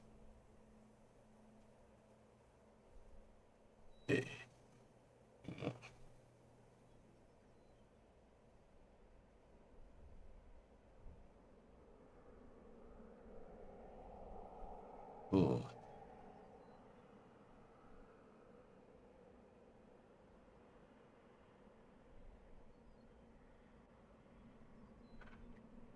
Second stage might be strong enough, guys. It's an orthogrid. It's billet aluminum. It's a billet aluminum orthogrid.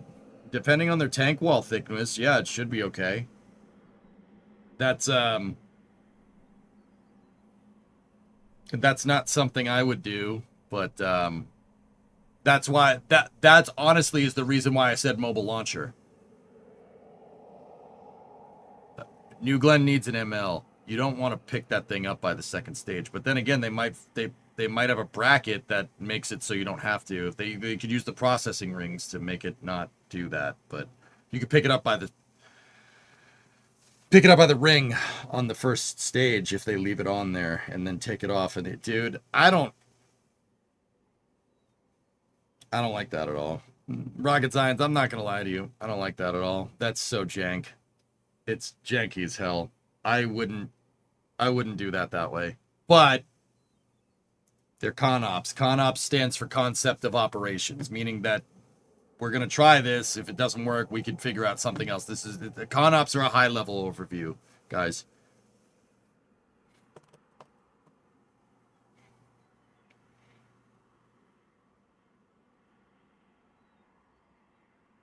You can lift a person by their neck. It's just not good for them, though. Yeah, that's what I mean.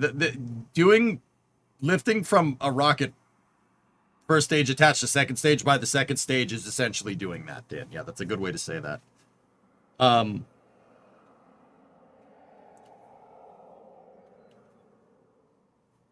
Now, what they could do, just on a side note, is so, God, we were talking about the umbilicals here. Or who was it? Spoiled?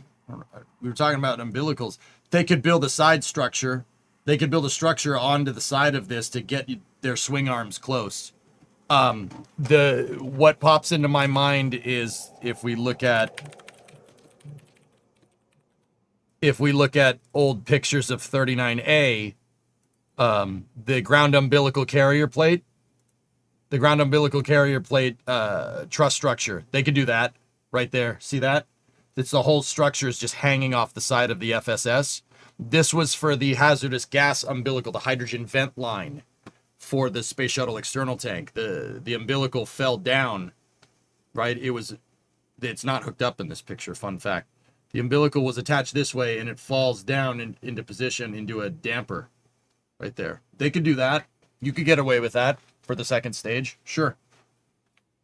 You could even put a service gantry up there to rotate up to the rocket, so you could just send some people up there and have them install it.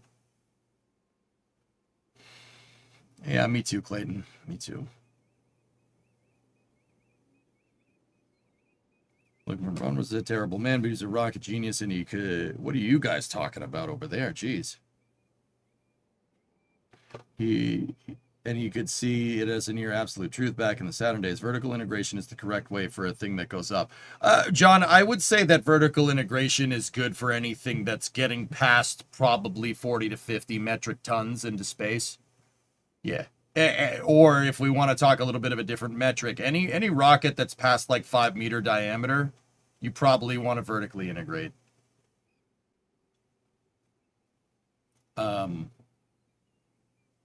Yeah, in fact, I'm going to go ahead and guess that Blue's probably going to build something like this for the second stage servicing umbilicals. Yeah, I'll bet you it'll end up looking like that. That would be pretty easy to do. But yeah, Gareth, that... John, you're saying anything else other than what NASA did with the Saturn V is just a complexity adding measure. You'll pay for that on the back end. You know what, dude? I agree with you. I agree 100%, man. Yeah, dude, Von Braun and his boys had it figured out. That is the way to do that. Vertically integrate multiple pads. SpaceX has even done that. They're going to do that. Vertical integration with multiple pads. Now, SpaceX isn't using a mobile launcher, right? They're not, but vertical integration with multiple pads is the way to go. The VAB Complex 39, that's the way to conduct at least in the interim amount of time. And Starship, I would really be open to Starship proving me wrong on this, but that is your architecture that works. It's great. It's fantastic. I only wish they would build SLS out to that level of detail, right? But what it sounds like is the ConOp is being dictated by speed, the corporate version of what the youths these days say, F it, we ball. Yeah, Angry Medic. It's jank. It's jank. I'm going to go ahead and guess that LC-36B, we know they're building something else over here. They've cleared all this land up there. 36B is most likely going to look more like what the kind of more built out vertical integration for New Glenn is. My guess, big guess, right, is that they built out a pad that's not necessarily, that speed is not, obviously not the requirement, because the idea is that you'd build out 36B while New Glens are launching from this, right, and you wouldn't have to worry about that pad blowing up, or you wouldn't have to worry about urgency because this pad is still in one piece, even though it's not anymore, right? So they probably would flesh out, they probably had their vertical integration, like workflow, really fleshed out for 36B. And what they probably would have done is in a couple of years when 36B is operational, they would take 39A, they would take 36A offline and retrofit it. Retrofit it with, you know, pieces from 36B. It seems like those plans just got sped up. That's all. This was probably already in their concept of operations for retrofitting 36A for vertical integration, because Dave Limp said in the thing that they want to get away from it. The Blue Crane import is 200 tons. Cool. 36B is 9x4 vertical integration for the start. 36A will be retrofitted. Yeah, that's the other reason, Billy. Hey, that's my other thing, dude.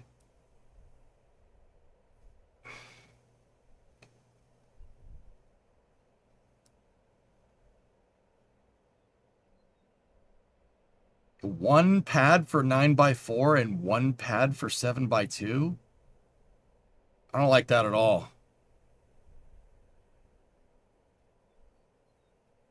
I doubt they always plan to vertically integrate 7x2. I would say that those plans, Phil, based off of what I've seen, most likely materialize more recently.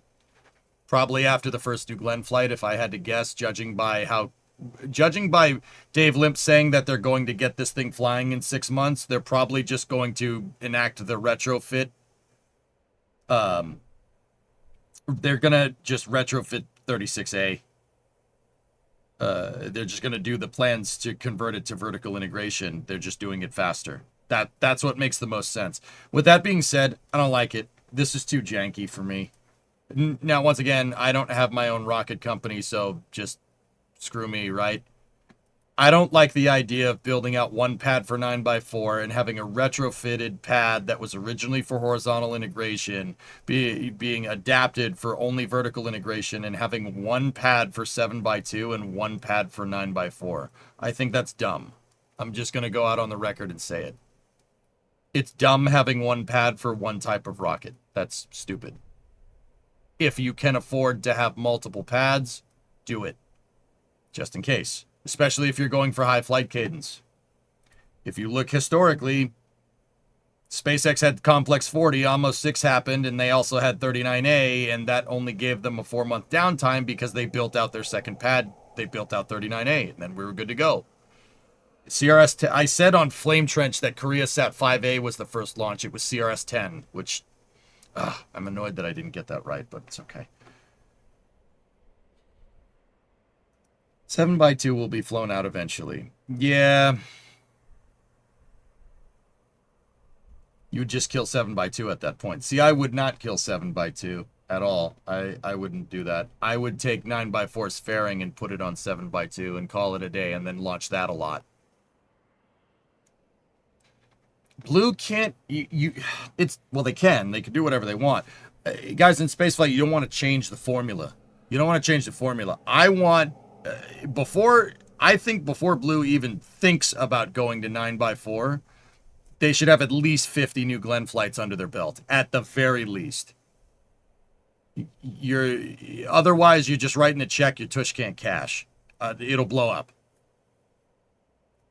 Look at all the problems that Blue has had to scale to a heavy lift launch vehicle. Well, actually, New Glenn's super heavy lift, technically. They went from New Shepard right to that, and it's taken forever. I don't... Look, personally, this is just me personally. I'm not trying to say bad things about Blue, blah, blah, blah, blah, blah. SpaceX had hundreds of Falcon 9 flights before they even thought about making, well, not hundreds. They had a good amount. I think they had 30 or 40 Falcon 9 flights before they even thought about Starship. Right? By the time Starship Flight 1 happened, Falcon 9 had launched easily over 300 times. 300 to 400 times, if I'm remembering correctly. Could be wrong. Blue is like, what? I don't understand. This is, dude, it's all over the place. Why would you do this? You're just asking for more trouble. You can't just go and ask any Kerbal player. You don't just build a Saturn V for your first rocket. You build something like Redstone. And you build something simple, and then you make it, then you go gradually build up momentum. Going from New Shepard to New Glenn has caused Blue to fall behind big time. Right?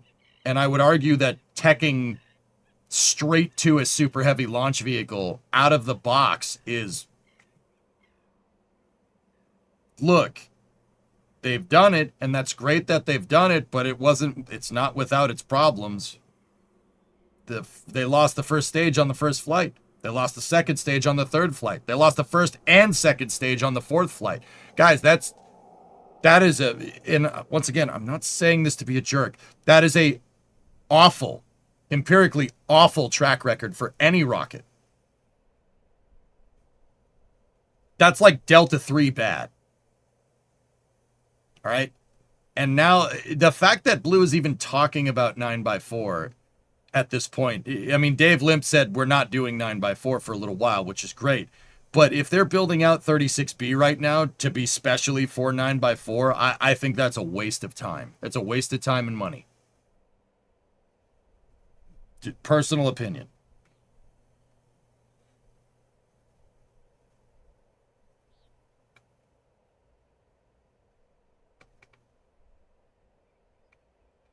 That's just why, that makes no sense. You're moving to an ultra heavy launch vehicle, and they want to do, like, the way Blue is describing it, they want to have that ready for the Artemis program, which, what is this, Mutter? What did you link up?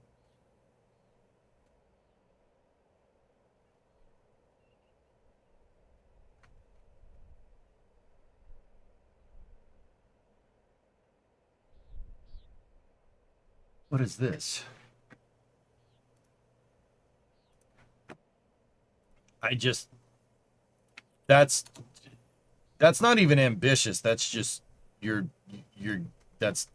not gonna. I don't think they want it for Artemis. I think they need 9x4 for Artemis. Project PPF.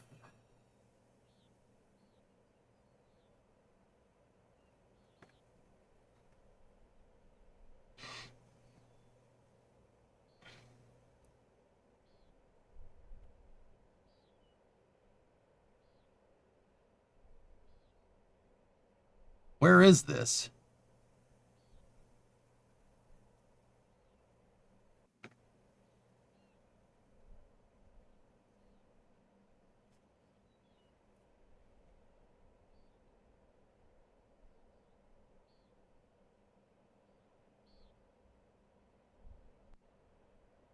Yeah, spoiled maybe. This is at Complex 18.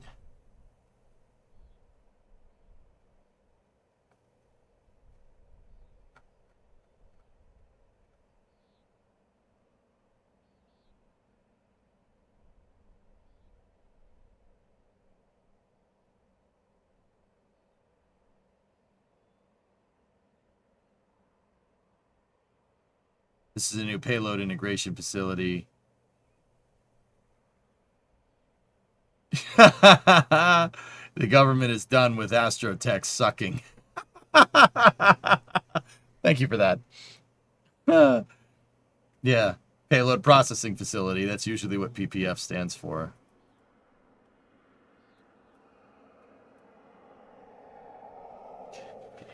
Yeah, I don't know. I hope Dave Lim proves me wrong, dude. I really do. But yeah, this is... honestly, it's clown shoes. It's clown shoes that that rocket blew up on the pad. That's so embarrassing. But look, and that's what I mean. You're gonna pay the piper one way or another. If you try to just build a big rocket right out of the gates, it's gonna freaking blow up in your face. And it's gonna cost you money. Is it gonna cost you? Is it gonna cost you money? Does that cost outweigh the maybe you should have made a smaller rocket argument? You know what I mean? If you just scaled up from New Shepard, right? Maybe try a small sat launcher or at least a medium to heavy duty vehicle built from there and then scaled to New Glenn, then I guarantee you wouldn't have problems like this. We did, Ari. There's one of the LNG tanks has a huge dent in it.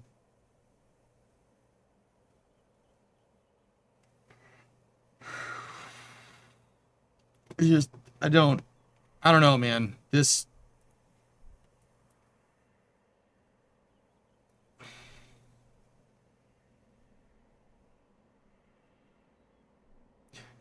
Yeah. The more and more I think about it, if B is just for 9x4 and they need 9x4 for the Artemis program, that forces their hand. And that's like, okay, here's my thoughts, dude. LC-36B is for 9x4, which means blue needs 9x4. You guys just said a second ago you think that they need it for the Artemis program for Blue Moon Mark II, right? That was the gist of it. Right? I'm pretty sure that's why they rolled out 9x4, right? Why would a 9x4 pad not be able to launch the 7x2 as well? Differential diameter on your engine section spoiled. We got ourselves into a right bad problem here because look, man,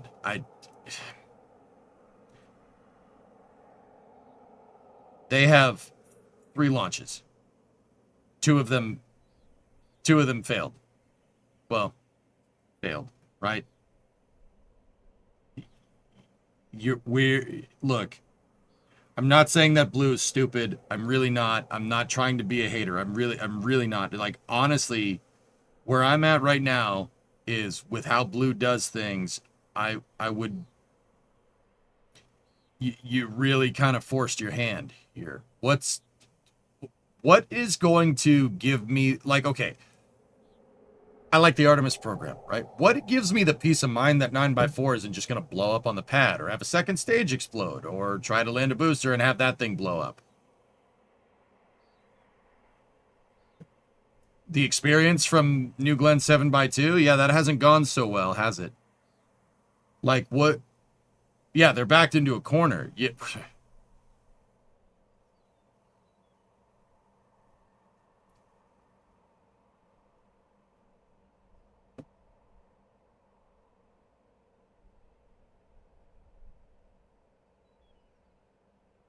That sucks, Pie Quarter. Sorry about that.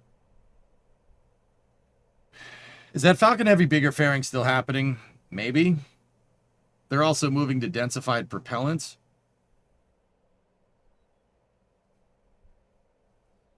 Look.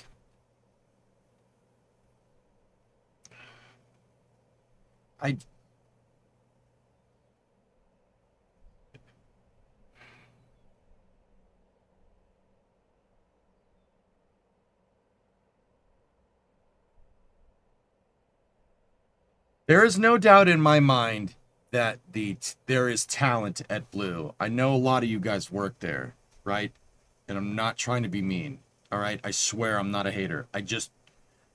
No one has ever, like, this is not even, like, I'm not even like, oh, SpaceX does it. No one has ever teched right to a super heavy, like an ultra heavy launch vehicle. That's never happened before. No one has ever done it. Not even Von Braun with a blank check from the US government did that. That tells me something. SpaceX didn't do that. Rocket Lab didn't do that.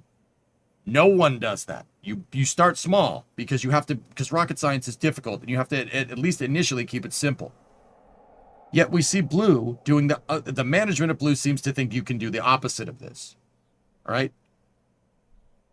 And frankly, it's bit them in the ass. Like, in a really embarrassing way, right? And because of this, now the timelines for the Artemis program are compromised, right? Potentially compromised, potentially. They supposedly need 9x4. I say the hell with that. I would, right now, I would focus around 7x2. Focus on 7x2 and dial that thing the frick in.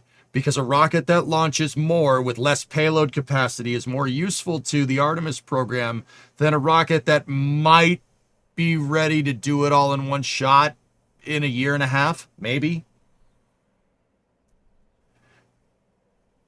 I don't, no. That's, dude, if SpaceX was proposing this right now, I'd be like, that's dumb. That's stupid. That is not a good idea. Like, I don't know. Who am I? I'm just EJ. I have no idea. This, whew, I don't know, man.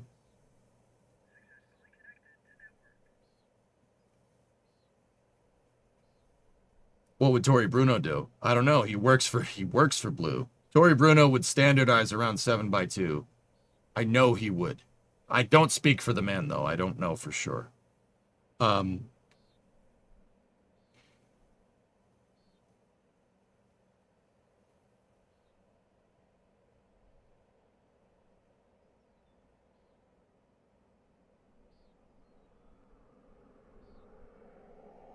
I bet you now the thrust to weight ratio of 7x2 is biting them.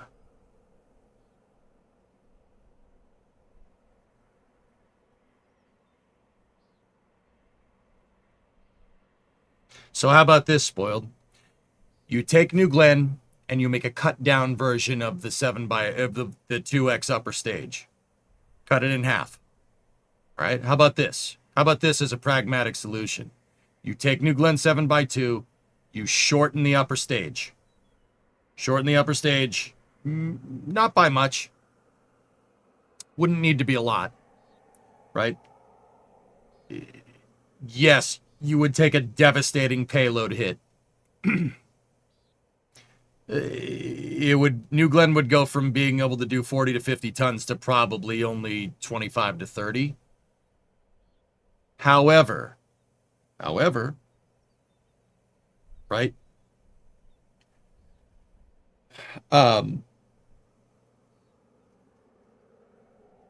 Now, why would you do that?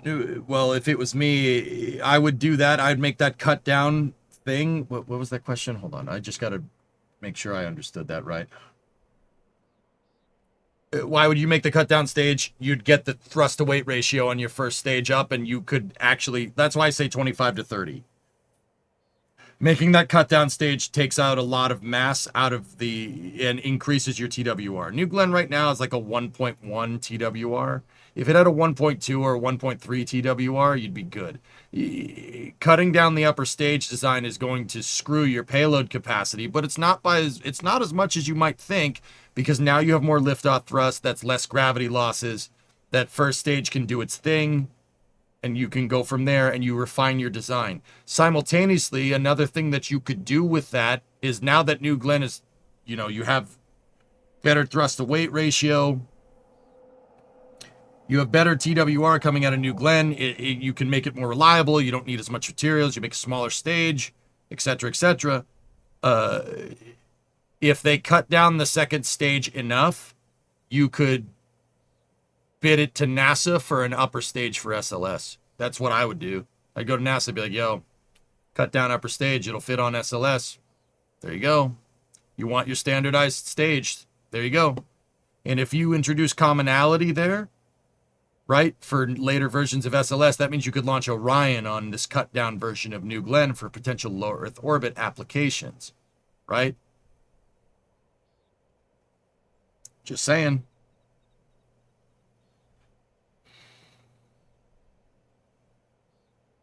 Yeah, Ari, I noticed that. The problem with putting more energy into the first stage is you make the re-entry even harder. That thing is already screaming in. Yeah, I know. Yeah, I know.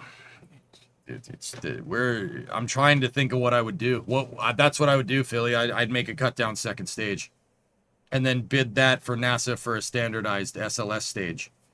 Introduce commonality with Orion, and make it so New Glenn 7x2 could launch Orion in the future, and you bid that out to NASA. And then maybe put this cut down stage on top of SLS. The reason why I would even I would even try to do this is because I honestly and truly think that, uh, look, guys, I'm just gonna say it, and I kind of am hating. Teching to 9x4 right now is dumb. That's stupid. Don't do that. Don't even think about that for the next 5 years. I'm not even kidding. Figure out a concept of operations that works with 7x2. And that's going to be hard because it apparently has mass problems. She's too heavy. So maybe think about getting rid of 3 landing legs or something, right? Switch it to maybe get rid of 2 landing legs. Switch it to a 4 landing leg design instead of 6. Something to get mass out of that stage. Like,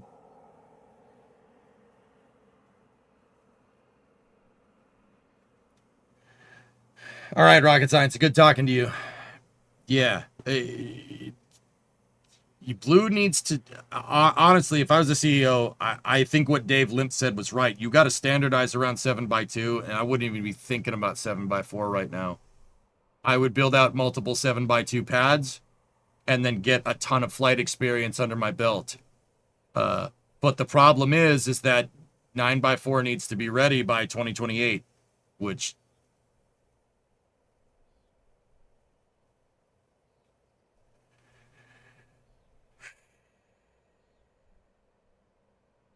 Oh, man, dude, they're in such a tough spot, man. Holy crap. Do I think Dave Limp is the right man for the job?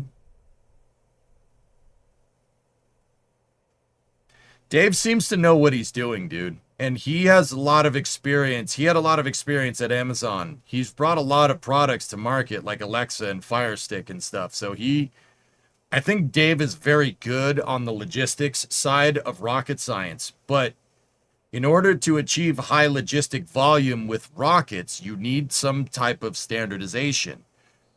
And having 2 pads that launch 2 different types of rockets, and one of them is a hodgepodge pad that's left over from a crater that was left from one of your rockets, to do vertical integration and then leave that pad that way and then start moving to a bigger launch vehicle when you're trying to achieve high flight cadence is not smart.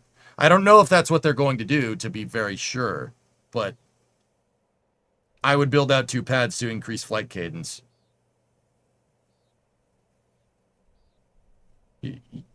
Blue needs some standardization. They're changing too many things too quickly.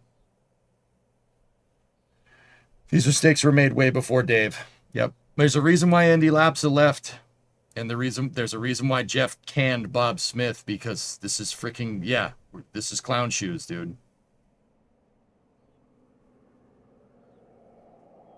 Product logistics are totally different. Ordering 100K of something from a factory in China isn't rocket science. Stolfer, that's what I mean. You can't, and pardon me, I don't know Dave Limp. I've never talked to him. I've rarely even heard him speak, to be honest with you. I just see posts from him on X, right? I'm worried that if you try to apply Amazon-style logistics to rocket science, stuff's going to blow up. If you're shipping Alexas and, some Alexa products get damaged, right? In shipping or something, it's really not that big of a deal. If a customer's payload gets damaged during a launch because or doesn't make it to its final orbit because your rocket didn't work, you got a big problem. That's not the same thing.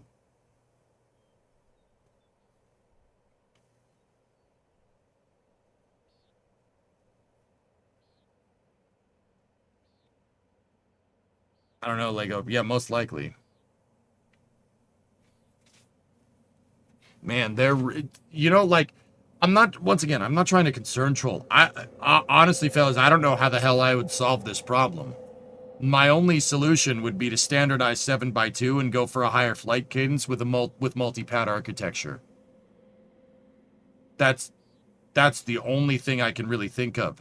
Because if you can't, 9x4 in the next 2 years is,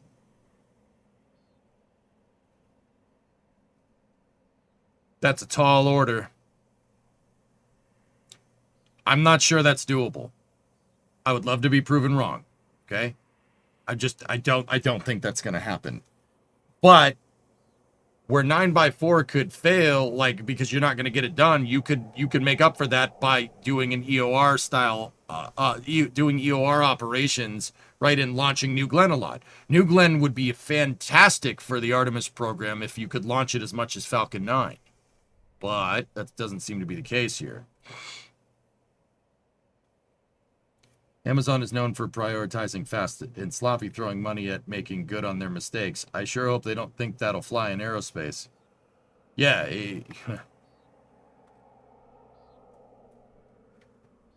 Yeah, it won't.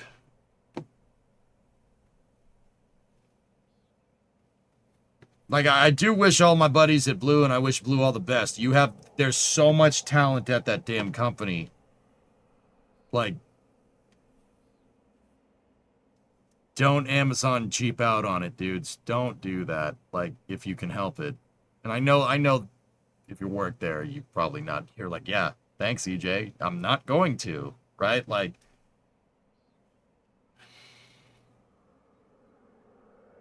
I don't know how you're going to get out of this mess. This is just not, I was about to say this is just as bad as the mess with Starship. Right? Starship is, like, you'd be hard pressed to get it ready. Like, we all know that SpaceX is running a little bit behind because they want to take time for Starship to cook. Right? Well, Blue wants to build the big stuff, but they have no experience building big stuff. So,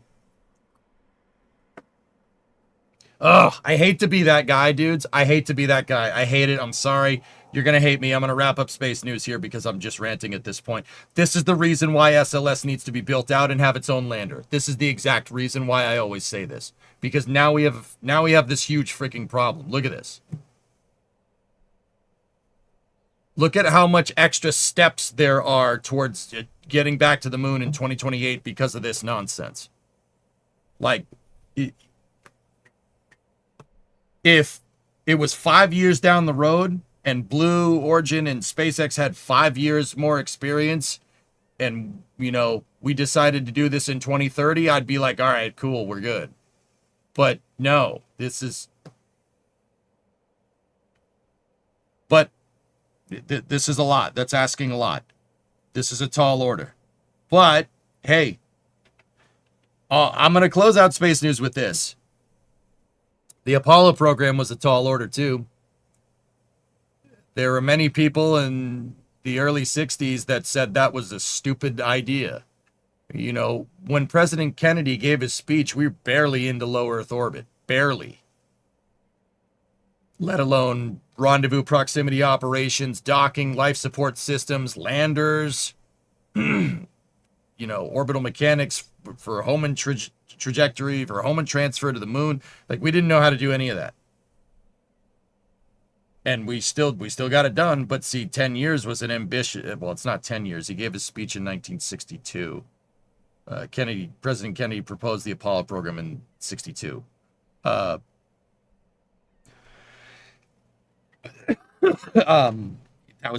8 years.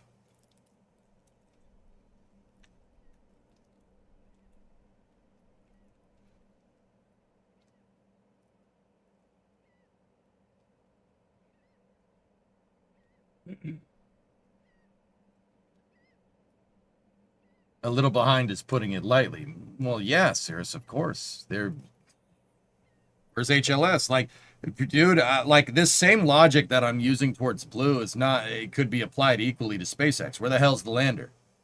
You got a lander demo in 6 months. Where's your lander? Blue has Mark 1. Where's Blue's lander? You know what I mean? Like, this is not being SpaceX versus a Blue fanboy. I'm just like, this is, look, we have our lunar architecture is so ridiculous. It's so, like, I'm just going to say it. There's so many extra stupid steps that don't need to be there. Just put a bigger upper stage on SLS and build your own stupid freaking lander. Use the lander to build a Hypergol lander. Use the lander to circularize around the moon. Bring Orion down into LLO. 2-stage. Get it done. Freaking send Orion home and be done with this crap. Like, there's no doubt in my mind that Blue will eventually build out 9x4. They have the capital, they have the runway to get it done. There's no doubt in my mind. You're not doing that in 18 months. I'd be very surprised. I was giving them 18 months just to rebuild the 7x2 pad. And Dave Limp seems to think that's going to take 6 months.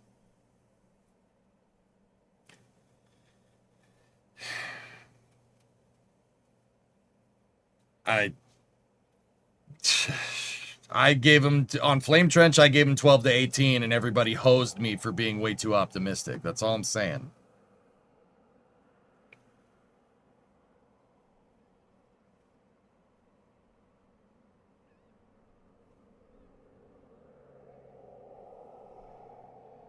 Yeah, dudes. I don't know how Dave Limp's gonna navigate out this mess that was made in the wake of the NG4 explosion, but man, if he does it, dude, he's gonna go down in history as one of the most notorious aerospace CEOs around.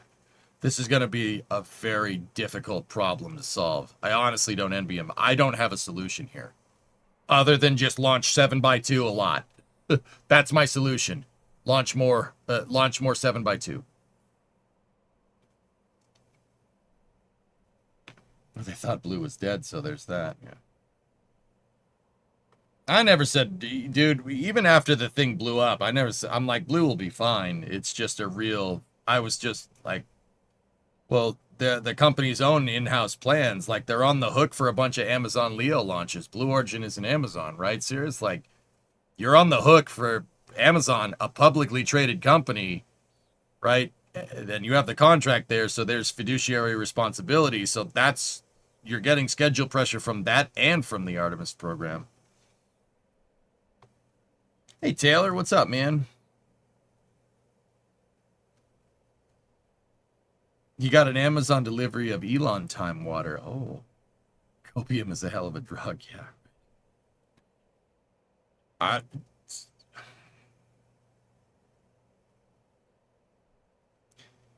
don't know. I think I said my piece, guys. This space news has gone on for about 4 hours, so yeah, dudes. Money's not an issue. It's the good fast pieces of the triangle that needs balancing.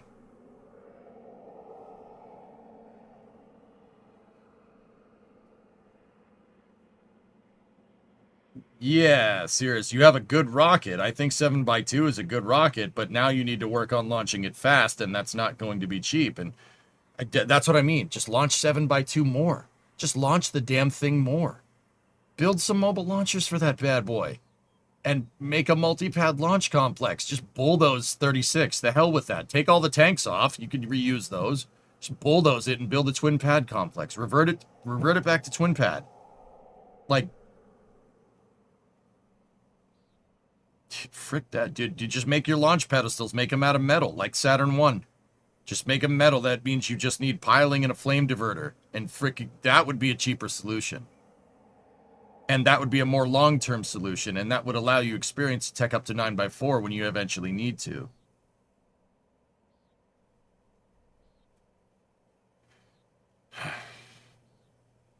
That's what I would do.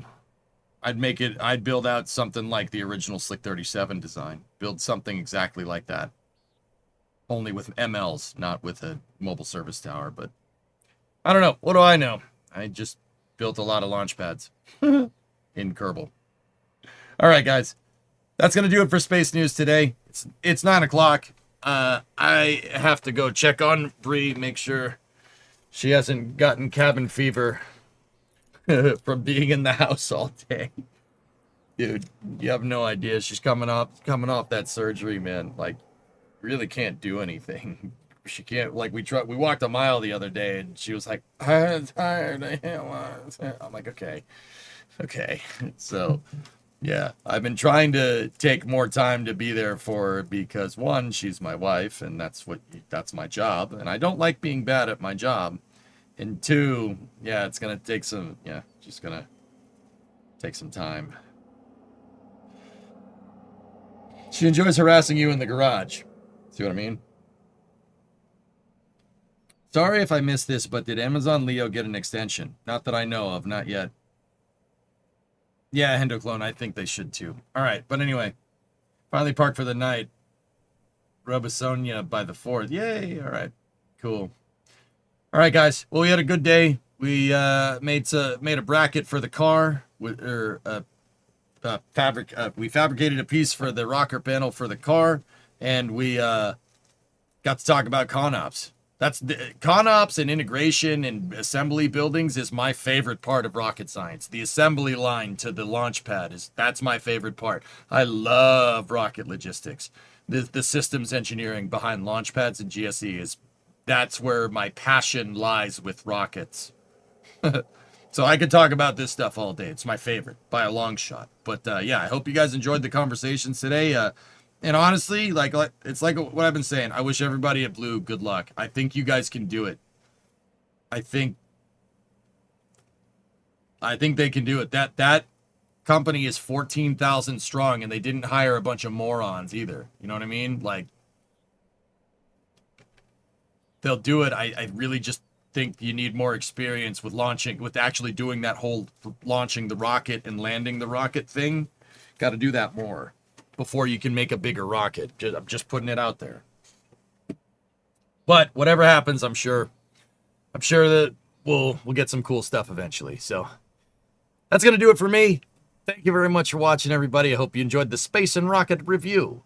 I'll see you guys all tomorrow. Tomorrow should be, what's today? Tuesday? We got Wednesday tomorrow. I think we'll shoot for probably like 1 or 2. Start time early afternoon, just like what we've been doing. I'll eventually get back to starting at noontime. Just, once again, I just got to make sure Bree is okay. Yeah. More car tomorrow? Yeah, maybe. We'll see. Maybe we'll play games tomorrow. I don't know. I'll let you know when we get here. So thank you very much for watching. Have a good night, okay? I'll see you later. Thank you.